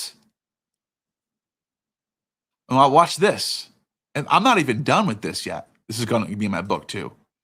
No one talks about this except for me. What I'm about to say. He says, where is it? Christ was born in the month of January on the 8th before the blah blah blah in the evening of the January. Look at this. Remember how people gave me shit? They're like, "Oh, Neil, you're off by a day. Jesus is January 6th. Dionysus is the night of January 5th. Sorry, guy, I can't go along with this." People told me that. People said that to me. They're like, "Neil, this is really interesting, but you're just off by just a little bit here." Look what it says, and look what Epiphanius says. In the Roman calendar, this is the evening of January 5th, meaning the nones. That's why I just try to tell you guys. The nones of January always means nighttime. It never means morning. We have a different calendar today they had. And then in Roman calendar, it's the night of January 5th. And the beginning of January 6th, midnight, 12 a.m. Start of a new day in our calendar.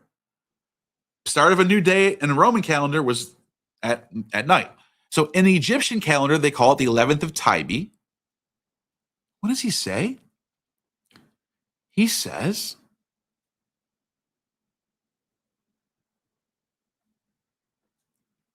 where is it?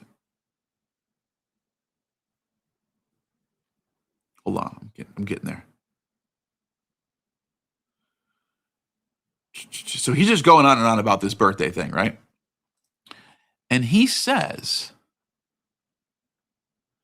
where is the stream thing? Hold on a second. Stream. Here we go. All right. So look at same day. I'm not obfuscating. I'm not going into a different day right now. Same day. Watch this. He says, the actual Christ birth is the 11th of Tybee. Okay. That's January 6th. Some, however, say Christ was carried in the womb for 10 months. And, oh no, look at this one. Christ was born after a term of 7 months. Where do we find that? Huh? Where is that? Where have I heard that before? Watch this. Diodorus of Sicily is where I found that before. Wow, it all just comes together so fucking good. Watch this. 7 months.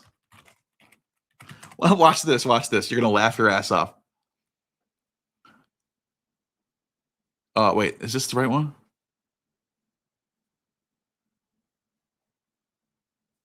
Look at this. The number of Osiris, right? Semele, the mother of Osiris. Wait, what? Not Dionysus? Nope, Semele. He says, in the initiation of the mysteries of Dionysus, right? Cadmus, blah, blah, blah, blah, blah. Semele gave birth by an unknown person. Doesn't say, it says violated by an unknown person. Turns out to be a rumor. Turned out she's not violated by an unknown person. It's like the Gospels, when Joseph thinks she was violated by an unknown person, she becomes pregnant, and after 7 months, gives birth to a child who looks like Osiris. And then when he says, on the grounds, 7 months, it was an epiphany of Osiris among men. The fatherhood was Zeus. So it wasn't some unknown man that violated her. It was an epiphany, and it was actually Zeus. What? What is going on here? How many things are going to line up? There's more. I'm not even close to being done yet. What else does he say? He says, the Lord's birth took place in flesh on this day. And he says, and there is a first miracle in Cana of Galilee on the January 6th, when water was made into wine, was performed about the same day, 30 years later. I just told you that. Dionysian. And it says that happens in many places. The testimony to unbelievers, the stream at Kibere bears witness on the same day the servants drew the water, and Christ said, give it to the governor of the feast. And the stream at Gerasa in Arabia turns into water. So it says the miracle which was wrought at that time, streams and rivers testify of being changed to wine. So on the day Jesus is born on January 6th, streams of rivers all over the place start turning into wine. Not just water into wine at Cana, everywhere. He says it happens everywhere. And where do we see that? We see that everywhere in antiquity. We see Aristotle mentions this. We see Pliny. I just mentioned Pliny, by the way. Let me see if I can go to Pliny one more time. I'll just go to one. There's a whole bunch of them, though. There's a whole bunch of sources that talked about streams of river turning into wine.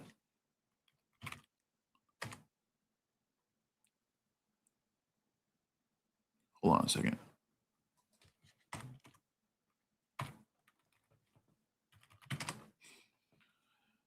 Look at, I just showed you this, but I'm just showing you one more time. This day, the day I just showed you, the same exact day that Epiphanius says this happens, he says, water flowing from a spring in the temple of Dionysus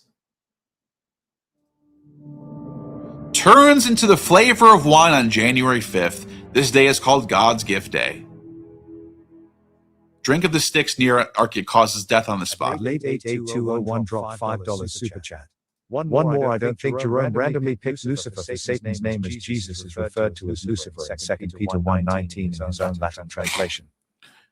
No, he did because he didn't choose the word Lucifer. He translated it because in the original Greek or even the Hebrew, The Hebrew says Hallel ben Shakor, which means shining one, son of dawn. That's the original Isaiah.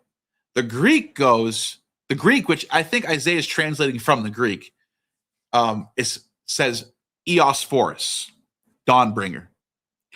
So if you go to the passage in Isaiah, it says, like, bring up this taunt to the king of Babylon. You were so great, like Lucifer, and now you're fallen. So Jerome is saying that Satan was like Lucifer. He was great in the beginning, but now he's fallen like the king of Babylon. And he says the king of Babylon is a picture of Satan. But the real Lucifer in Revelation is Jesus. The real dawnbringer is Jesus. That's what they're doing. It's not that Jesus is evil. I mean, these are Christians we're talking about here. So, yeah, that wouldn't make any sense. But yeah, I see what you're getting at. Now, with that being said, I just showed you all these parallels, right? I got to close up on Macrobius. We got to go to Macrobius. He's the last pagan writer. What does he say about all this stuff? What does he do with all this stuff?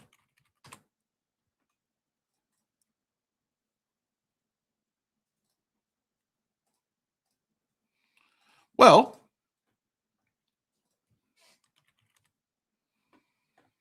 he says, which one is it? It's in Yao. Yeah, there it is. He says,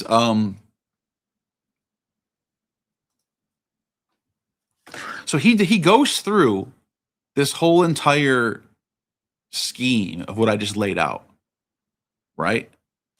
He says Orpheus, and he says that Phanes was Dionysus. This was this one figure. They call him Sabazius. They worship him in splendid ritual.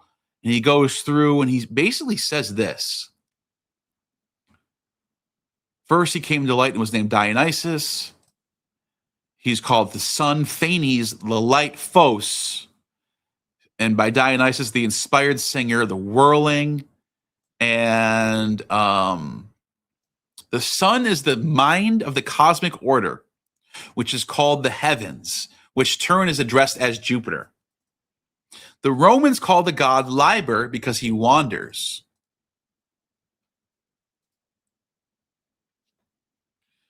And then he says, the sun, Orpheus says that the sun is Liber, Dionysus. The sun who they call Dionysus. Zeus is one, Hades is one, Helios is one, it's right here, Helios is one, Dionysus is one, they're all one. And this is from Apollo. He said Apollo told us this at an oracle back in the day at Claros. Apollo gave us this information. And you know what else he said? He said, the sacred verses is called Yahweh. Yahweh in the Septuagint, by the way. For when Apollo, I'm talking about oldest Septuagint manuscripts, not the Septuagint online. When Apollo of the Claros was asked concerning the god Yahweh, which of the gods he should be considered, Apollo replied, those who know the mystery should conceal things not to be sought. But if your understanding is slight, your mind feeble. So the greatest god of all is Yahweh. Yahweh. He is Hades in the winter. He is Zeus in the spring. He is Helios in the summer. And he's delicate Iacchos in the fall. And then he says, this is the interpretation of the Godhead, whom he identifies Father Liber, the Son, as Yahweh. And then he says this too. Winter solstice. Look at this. So I just showed you the winter solstice stuff, right? Look what he says here. They observe the holy mystery rites by calling the sun Apollo when it is in the upper daytime. When it is in the lower, it is called Dionysus. So here's your Nietzschean, Apollonian, Dionysian roots right here. And he says, Father Liber, fashioned in the form of a boy, others of a young man, others bearded or even elderly. Like the image of the Greeks called Bessarius and also Briseis, right? Well, why do they do that? He says, because the different ages are to be understood with reference to the sun. When it is very small, the winter solstice, the image of the Egyptians bring out from the shrine with the appearance, remember, winter solstice, with the appearance of a small infant. There's your winter solstice birth of Dionysus. And the shortest day. Then, as the days become progressively longer, by the vernal equinox, it resembles a vigorous young man and the youth. Later, maturity, summer solstice, he's got a beard, and then finally, at the fall, he becomes a growing man. And they call him Sabazius and worship him in splendid ritual. So, this is that solar Sabazius figure.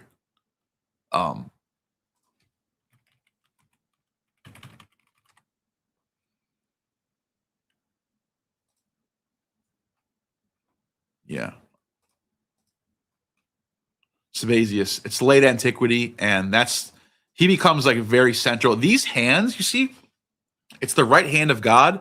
They're called dactyls, they're called fingers. You find these archaeologists have been finding these all over the ancient world, in all different cities, all the way up to Germany, all the way down into North Africa. These are everywhere. They're votive offerings. It's like a crucifix, but to pagans.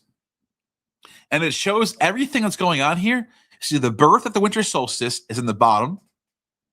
You see it has different stages all over the hands. There was a scholar who actually explains it all, and it makes perfect sense when you read it. I'll have to make a video on that. But you can see the birth of the divine child all the way at the bottom. And I think see the rooster? That's from the source from Epiphanius, where the cock crows at the winter solstice.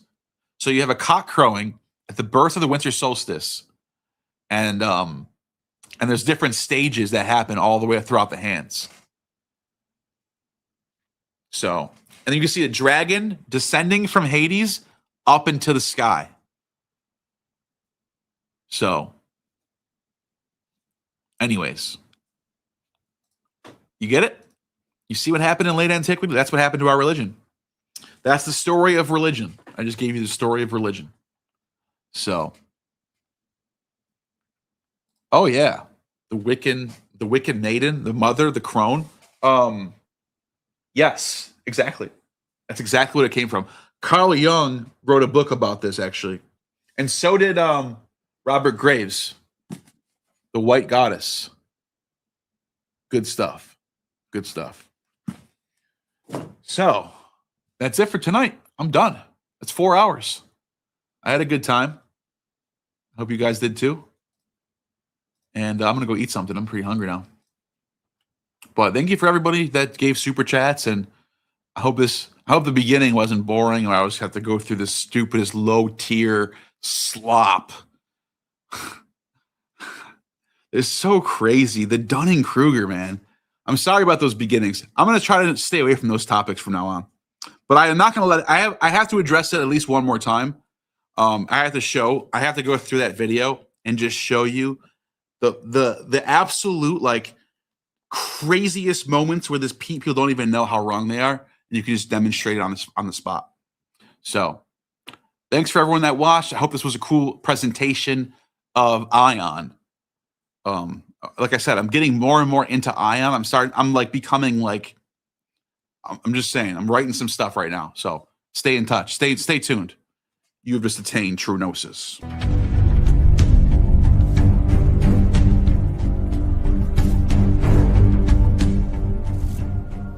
You have just attained true gnosis.